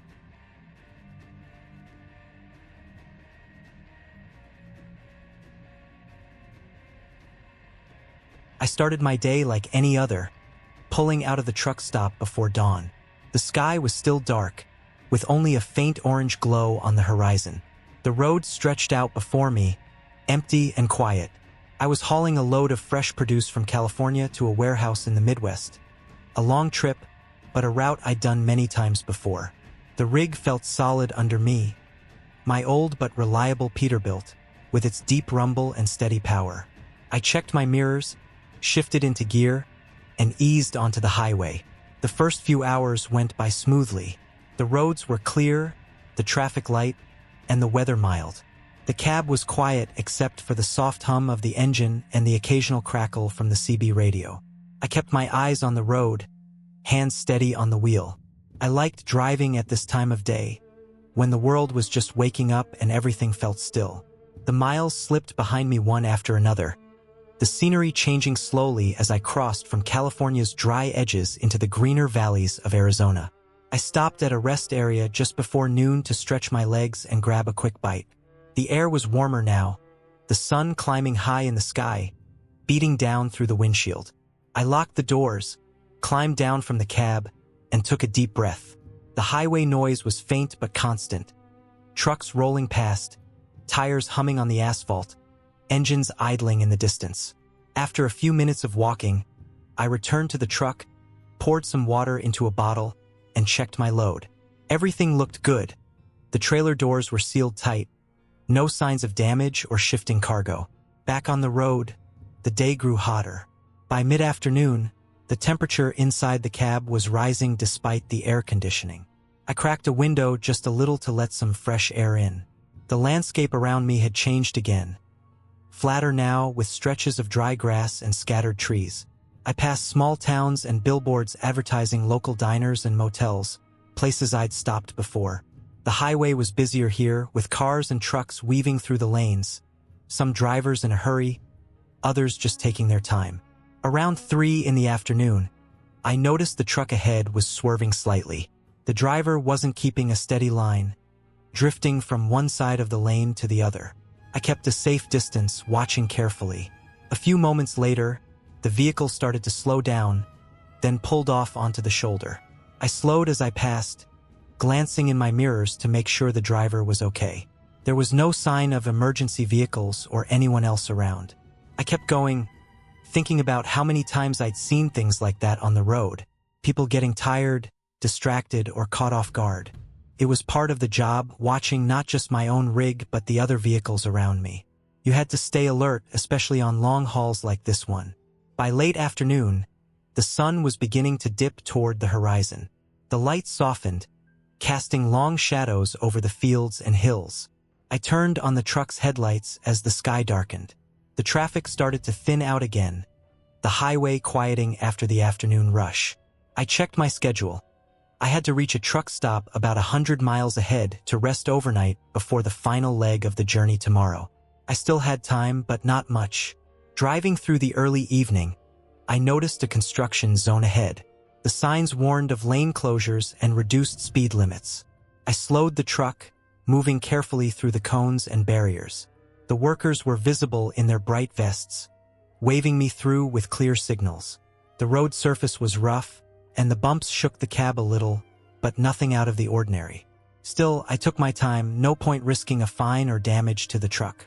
Once past the construction, I settled back into the right lane, easing the rig forward. The sky was almost completely dark now, stars beginning to appear. I could see the faint outline of mountains in the distance, their shapes shadowy against the night sky. The highway curved gently through the landscape, and I adjusted my speed for the turns. About an hour later, I pulled into the truck stop. The place was busy. A mix of rigs parked side by side, lights glowing from cabs, and the hum of generators and idling engines. I found an empty spot near the back and guided my truck into it. I shut off the engine and sat quietly for a moment, listening to the sounds around me.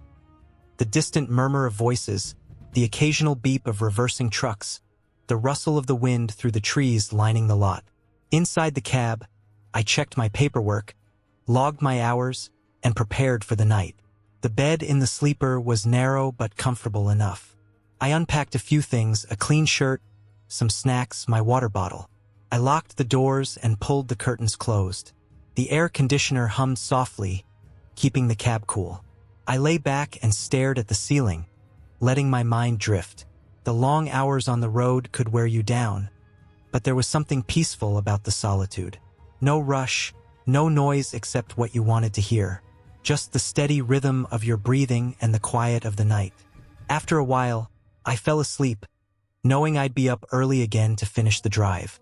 The trip was far from over, but for now I was safe and rested. The next morning, I woke early to the soft gray light of dawn. I started the truck, checked everything once more, and pulled out of the truck stop onto the highway. The air was crisp, fresh after the night, and the road was mostly empty. I drove steadily, the miles rolling by as the sun rose higher. By midday, I reached the warehouse where I was scheduled to deliver the load. The dock workers were ready, guiding me into place. I shut down the engine and climbed out of the cab, stretching my stiff legs. The trailer doors opened, and the workers began unloading the crates of produce carefully, stacking them inside the warehouse. I watched for a while, feeling a quiet satisfaction. The job was done, the long drive, the careful handling of the cargo, all of it leading to this moment. The road ahead was still long for my next trip, but for now I could take a break. After the unloading was finished, I filled out the delivery paperwork and checked the truck one last time. Everything was in order. I took a deep breath of the fresh air and looked out over the parking lot. The sun was high now, warm and bright. I climbed back into the cab, started the engine, and pulled away, ready for whatever came next on the highway. The road was open, the rig steady beneath me, and I was exactly where I needed to be.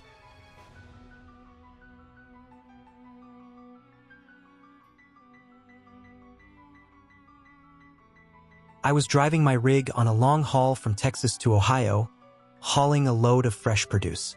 The trip was routine, but that day felt different from the start. The sky was a dull gray, and a steady drizzle was falling, making the road slick and tricky to handle. I checked my mirrors again and again, making sure the load was steady. The trailer was packed full, heavy with crates of lettuce, tomatoes, and cucumbers, all destined for grocery stores around Cleveland. My plan was to take the I-35 north, then connect to I-70 heading east. The highway was busy with other trucks and cars, but everyone was careful, given the rain. The windshield wipers were working overtime, but still I had to slow down a bit more than usual. The lights from the trucks ahead made long, bright streaks in the rain, blurring my vision at times. I kept my hands steady on the wheel, feeling the truck's vibrations through the seat. It was one of those drives where you just get lost in the hum of the engine and the road stretching ahead. After a few hours, I pulled into a rest stop just off the highway. The parking lot was wet and slick, and the smell of diesel mixed with rain was strong in the air. I took the chance to stretch and grab a quick bite from the truck stop diner. The coffee was strong and hot, exactly what I needed to keep my eyes sharp. The place was filled with other truckers like me, all tired and focused on their own routes. I didn't stay long. I was eager to get back on the road and make good time. Back on the highway, the rain started to ease, but the sky stayed gray. The road curved through stretches of forest and open fields, and I could feel the truck responding differently on each patch. The tires hissed on wet asphalt, and I kept an eye out for any patches of oil or gravel that could cause a slip. The radio was low, just static and road noise filling the cabin. Around midday, I hit a section of road under construction. There were cones and signs directing traffic, and I had to slow down to nearly half speed. My rig's heavy weight made this stretch feel even longer. The tires crunched on the gravel shoulder, and I carefully followed the signs until I was back on smooth asphalt. Construction trucks and workers were busy on the side, and I gave them space, knowing how important their safety was. A lot of people forget the dangers these workers face every day, but out here you see it up close. After the construction zone, I noticed the sky clearing a bit. The clouds were breaking, and some sunlight was sneaking through. It lifted my spirits. The road started climbing as I approached the hills outside Indianapolis. The truck worked harder on the inclines, and I shifted gears carefully to keep the engine steady. The smell of wet earth and fresh grass filled the air as I drove through this greener stretch. I thought about the people waiting for this load, how fresh vegetables made their way from farms to their tables. The miles rolled by, and soon the day was heading toward evening. The sky turned soft shades of orange and pink, the sun setting behind the hills. I found a safe spot at a truck stop near Dayton to park for the night. I climbed out of the cab, my legs stiff after hours in the seat. The air was cool and fresh, and the smell of diesel and rain lingered. I checked the load again, walked around the truck to make sure everything was secure. The trailer doors were locked tight, and the crates inside were safe and dry. That night, I slept in the truck's bunk. The sounds of other trucks and the distant hum of traffic surrounded me, but inside the cab, it was quiet and safe. I was ready for the final leg of the trip tomorrow. Morning came cold and clear. The air was crisp, and the roads were dry for the first time in a day. I started the engine, feeling the power beneath me. The route took me past farms waking up to the new day, fields of corn and soy stretching wide under the blue sky. I passed small towns with their quiet streets and old buildings. The road was smooth, and the miles came easy. As I neared Cleveland, the traffic picked up. Trucks, cars, and delivery vans filled the roads. I focused on keeping my lane steady and watching my mirrors. The city's skyline came into view, tall buildings reaching up against the sky. I knew I was close. I checked my GPS and found the warehouse where the load was going.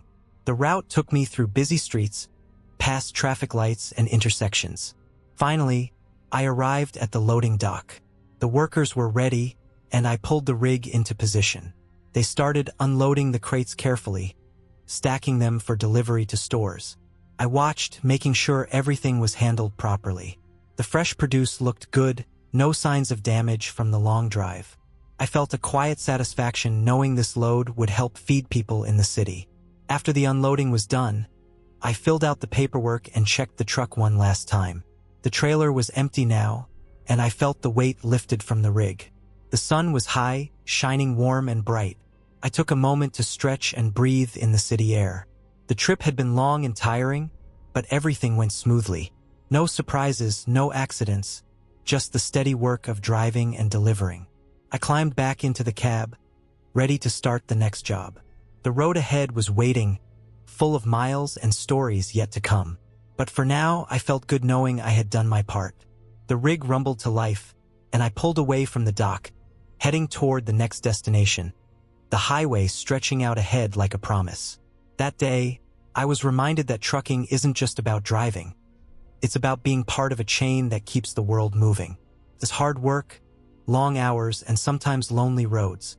But it's honest work, and when you see the results at the end, it's worth every mile.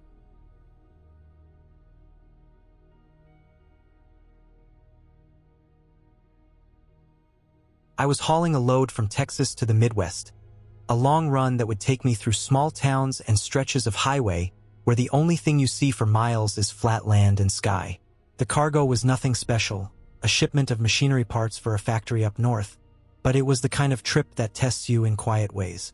You spend hours alone, just you, your rig, and the endless road ahead. I started early in the morning before the sun was up, when the air still held that sharp chill. The truck's engine rumbled steadily beneath me, the familiar vibrations calming, almost like a heartbeat I could count on. I liked the quiet hours. Fewer cars, less noise, a chance to focus. I checked the mirrors and the load one more time at the stop before I hit the interstate. Everything locked down tight, no surprises. Safety was always on my mind. I've seen too many close calls to ever get careless. The highway stretched ahead, straight and wide, cutting through the plains like a ribbon. There's something about those long stretches that makes your thoughts wander. The scenery moving past in slow waves of green and brown. I kept an eye on the gauges, the RPMs, the fuel, always making sure my rig was in good shape.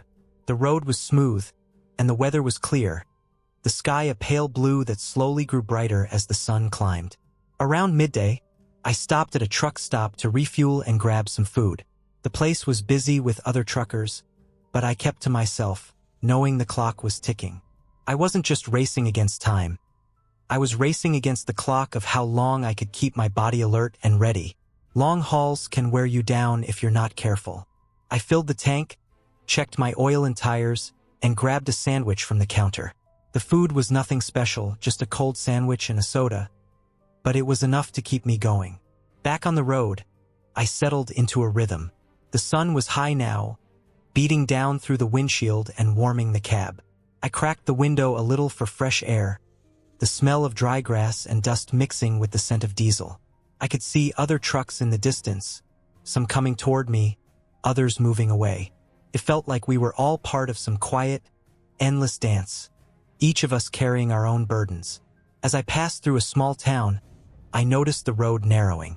Construction signs popped up, orange cones lined the shoulder, and workers waved flags. I slowed down and took extra care.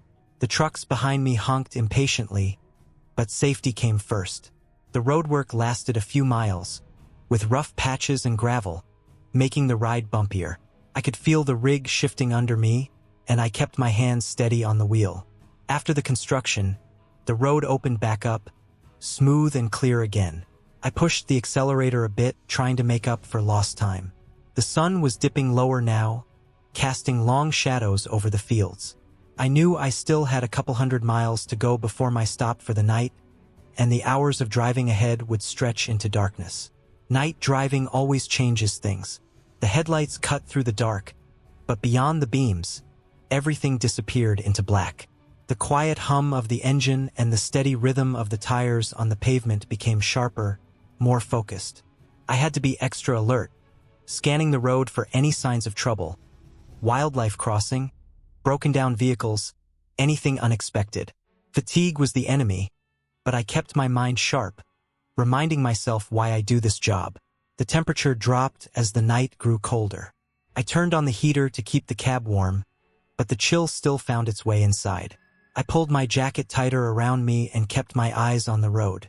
The radio played soft music quietly in the background, just enough to keep me company without distracting me. Around 2 a.m., I saw a car pulled over on the side of the highway, hazard lights blinking. It looked like the driver was having trouble. I slowed down and kept a safe distance but stayed alert. The road was straight and empty except for that one vehicle, which seemed stranded. I watched as a man walked up and down the side, looking frustrated but unharmed. I kept moving, knowing I couldn't stop in a place like that safely with my big rig. I hoped he'd get help soon. As the night wore on, I finally reached my planned rest stop. I pulled off the highway onto a well-lit lot, parking the truck in a designated spot. I shut down the engine, and the sudden silence was almost shocking after all those hours of noise. I climbed down from the cab and stretched my legs, feeling the stiffness from sitting so long. The air was crisp and cold, and I took a deep breath, letting it clear my mind. Before heading inside to the driver's lounge, I walked around the truck, inspecting the tires, the trailer, and the locking mechanisms again. I knew the safety checks might seem like a habit, but they were vital. Every time I make a stop, I had to be sure my load was secure and my truck was ready for the next leg. Inside, I found a small table, poured myself a cup of coffee, and took a moment to relax. The lounge was quiet except for a few other drivers like me, some already asleep, others reading or using their phones. I leaned back in the chair and closed my eyes for a moment, thinking about the road ahead. The plan was to get a few hours of rest before starting again early in the morning. I knew I had a long drive still to complete, but I also knew the importance of taking care of myself. Driving tired wasn't worth the risk, not just for me but for everyone else out there. The next morning, I woke up feeling better. The sleep helped clear the fog in my head. I did one more full inspection of the truck and load before hitting the road again. The sun was rising, painting the sky in soft pinks and oranges. The world felt fresh, alive, like a new chance to keep moving forward. The rest of the trip went smoothly. I kept a steady pace, watching the miles tick by. I made sure to stay hydrated and eat light meals to keep my energy steady. The last stretch took me through rolling hills and patches of forest, a change from the flat plains earlier in the trip. It was beautiful in its own way, and I appreciated the shift in scenery. Finally, I arrived at the delivery point just before noon. I parked the rig and began the unloading process. The dock workers checked the cargo and gave me the thumbs up. Everything arrived safe and sound. That moment of completion, after days on the road, is always satisfying. It means the hard work paid off and the job was done right. I did one last check of the paperwork, signed off, and started planning my route back home. As I climbed back into the cab, I felt the weight of the journey lift a little. Driving a truck isn't just about moving things from one place to another. It's about responsibility, attention, and endurance. It's long hours, sometimes lonely, but it's honest work. I started the engine, shifted into gear, and pulled away from the dock. The road was waiting again, endless and open, but this time I was headed home.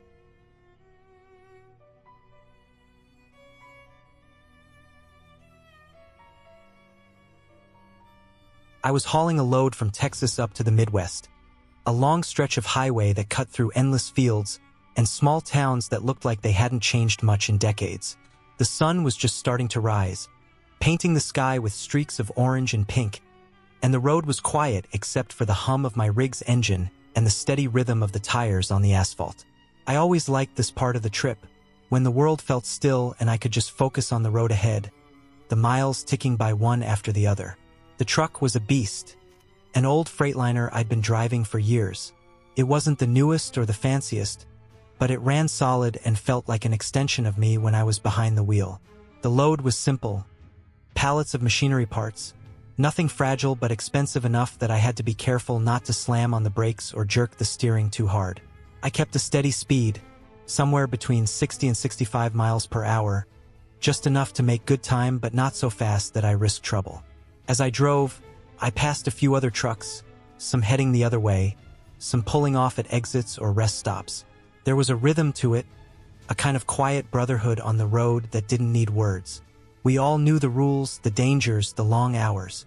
We respected the space each other needed.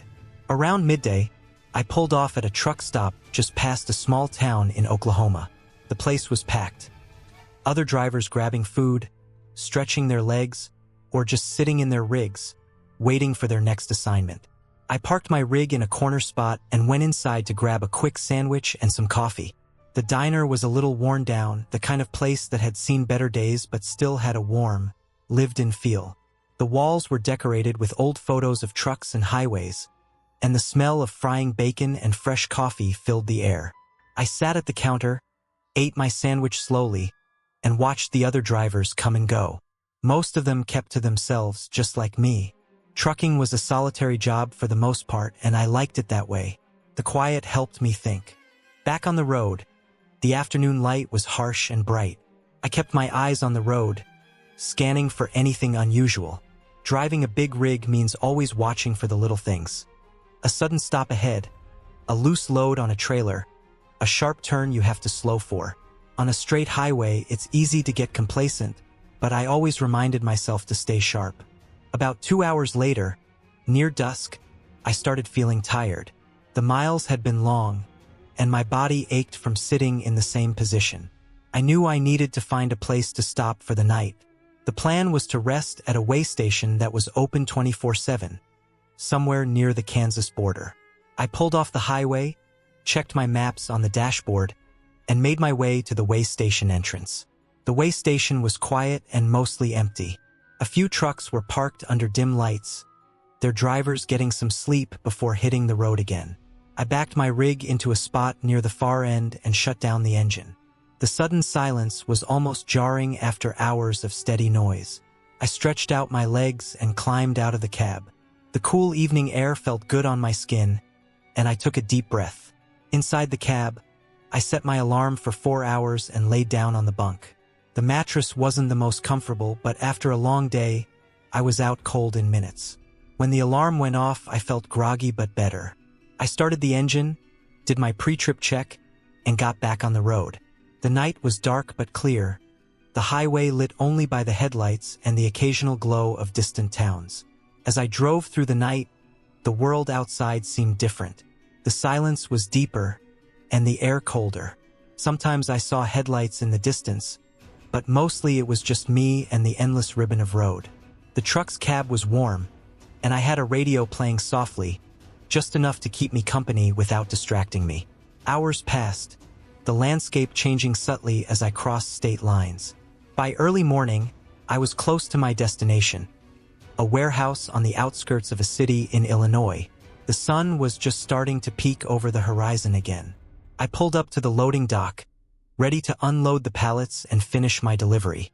The warehouse workers were already there, moving efficiently, guiding me into place.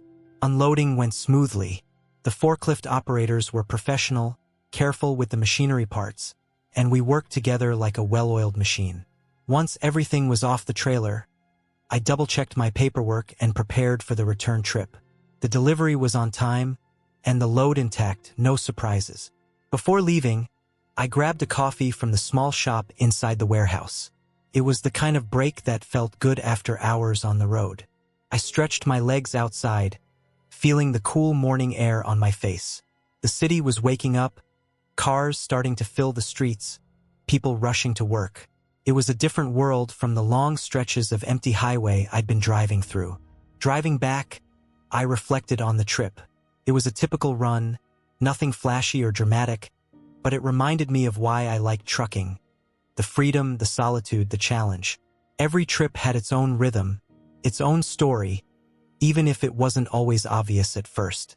The highway demanded respect and focus, but it also gave a chance to see parts of the country few others did. When I finally pulled into the yard after the return trip, I shut down the engine and climbed down from the cab.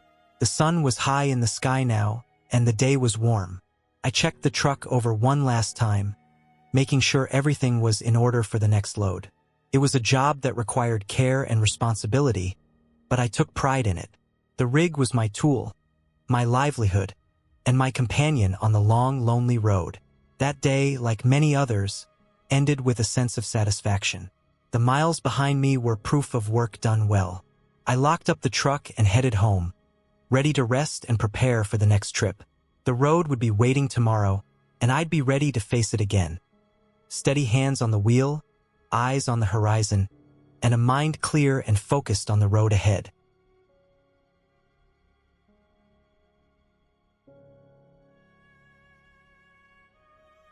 I was rolling down a long stretch of highway somewhere in the middle of nowhere, my rig humming steadily under me. The early morning light was just starting to spread across the sky, turning the horizon a soft pink and orange. The road was mostly empty except for the occasional car or truck passing by. I had been on the road for hours, hauling a load of building materials from Texas to Michigan. The miles seemed endless, and my mind wandered through the usual thoughts a long-haul trucker has. The next rest stop, the weather ahead, the delivery schedule, and the small comforts waiting at home. But this trip had a strange feeling to it, one I couldn't quite put my finger on. The rig itself felt solid beneath me. My old Kenworth had been my partner for years now, and though it showed signs of age, it never let me down. The cab was cluttered with little reminders of home.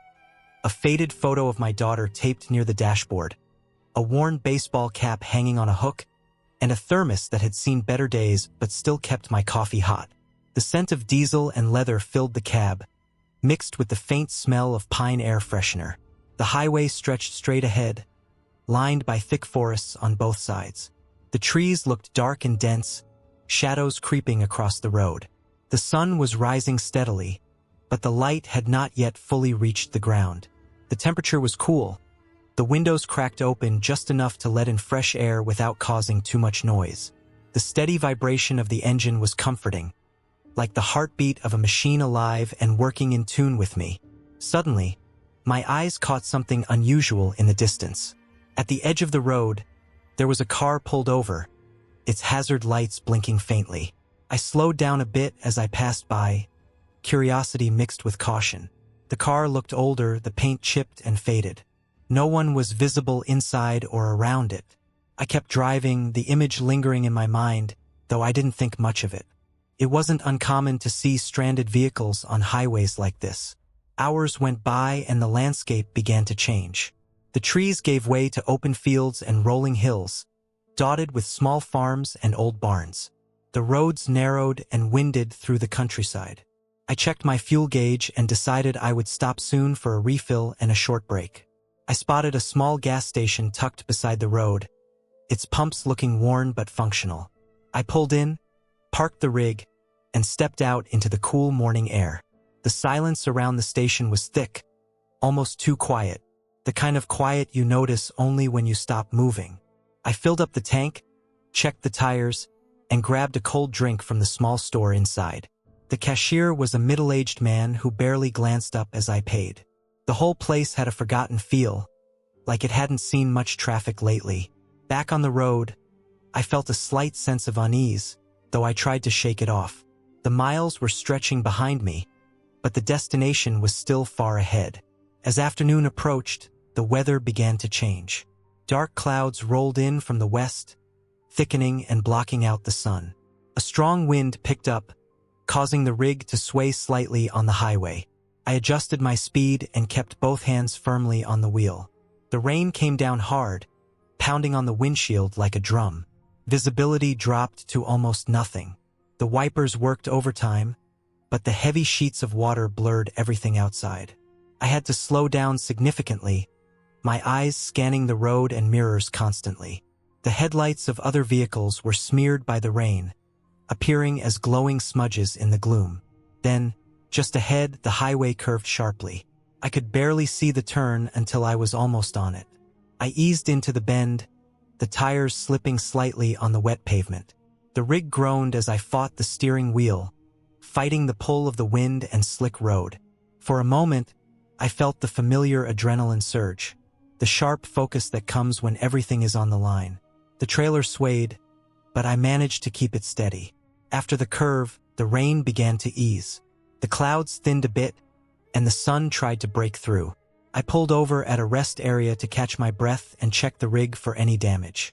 Everything seemed fine, but I could feel the tension still lingering in my muscles. Later, as night fell, I found a truck stop to park for the night.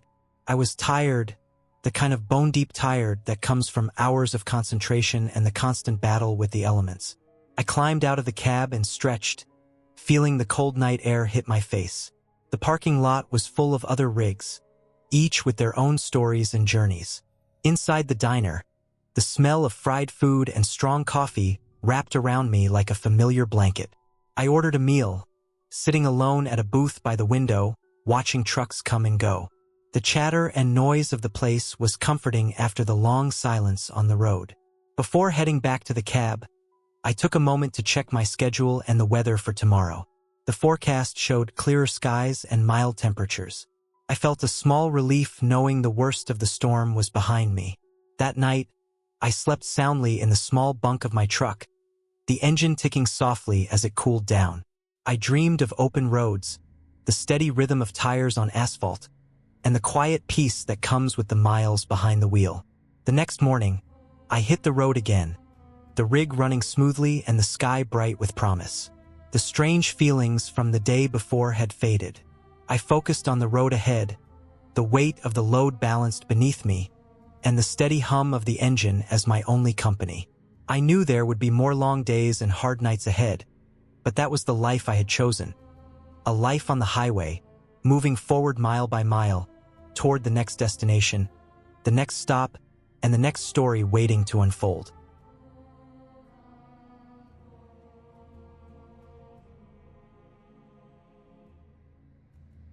The road was empty when I started my run early in the morning. The sky was still dark, with just a hint of orange starting to creep on the horizon. I had my coffee in a thermos, the smell strong and bitter, just how I like it. The cab of my truck was warm and familiar, filled with the faint smell of leather seats and a little dust from all the miles. My rig was an older Freightliner, tough and reliable, and I trusted it more than anything else on the road. I was hauling a load of steel coils from a plant in Ohio to a construction site down in Texas. The weight was heavy, and the coils were strapped tight to keep them from shifting. I double-checked every strap, every chain, making sure nothing would go wrong during the long haul. The steel was valuable, and if anything happened to the load, it would mean trouble not just for me, but for the company and the contractors waiting on it. The highway stretched ahead like a long ribbon, and I settled into the rhythm of the road. The engine hummed steadily beneath me as I kept my eyes on the road and my hands steady on the wheel. My job was simple: get the load there safely and on time. But it was never just about driving. It was about paying attention to every little detail, weather, traffic, the condition of the truck, and sometimes the people you passed along the way. The first few hours went smooth.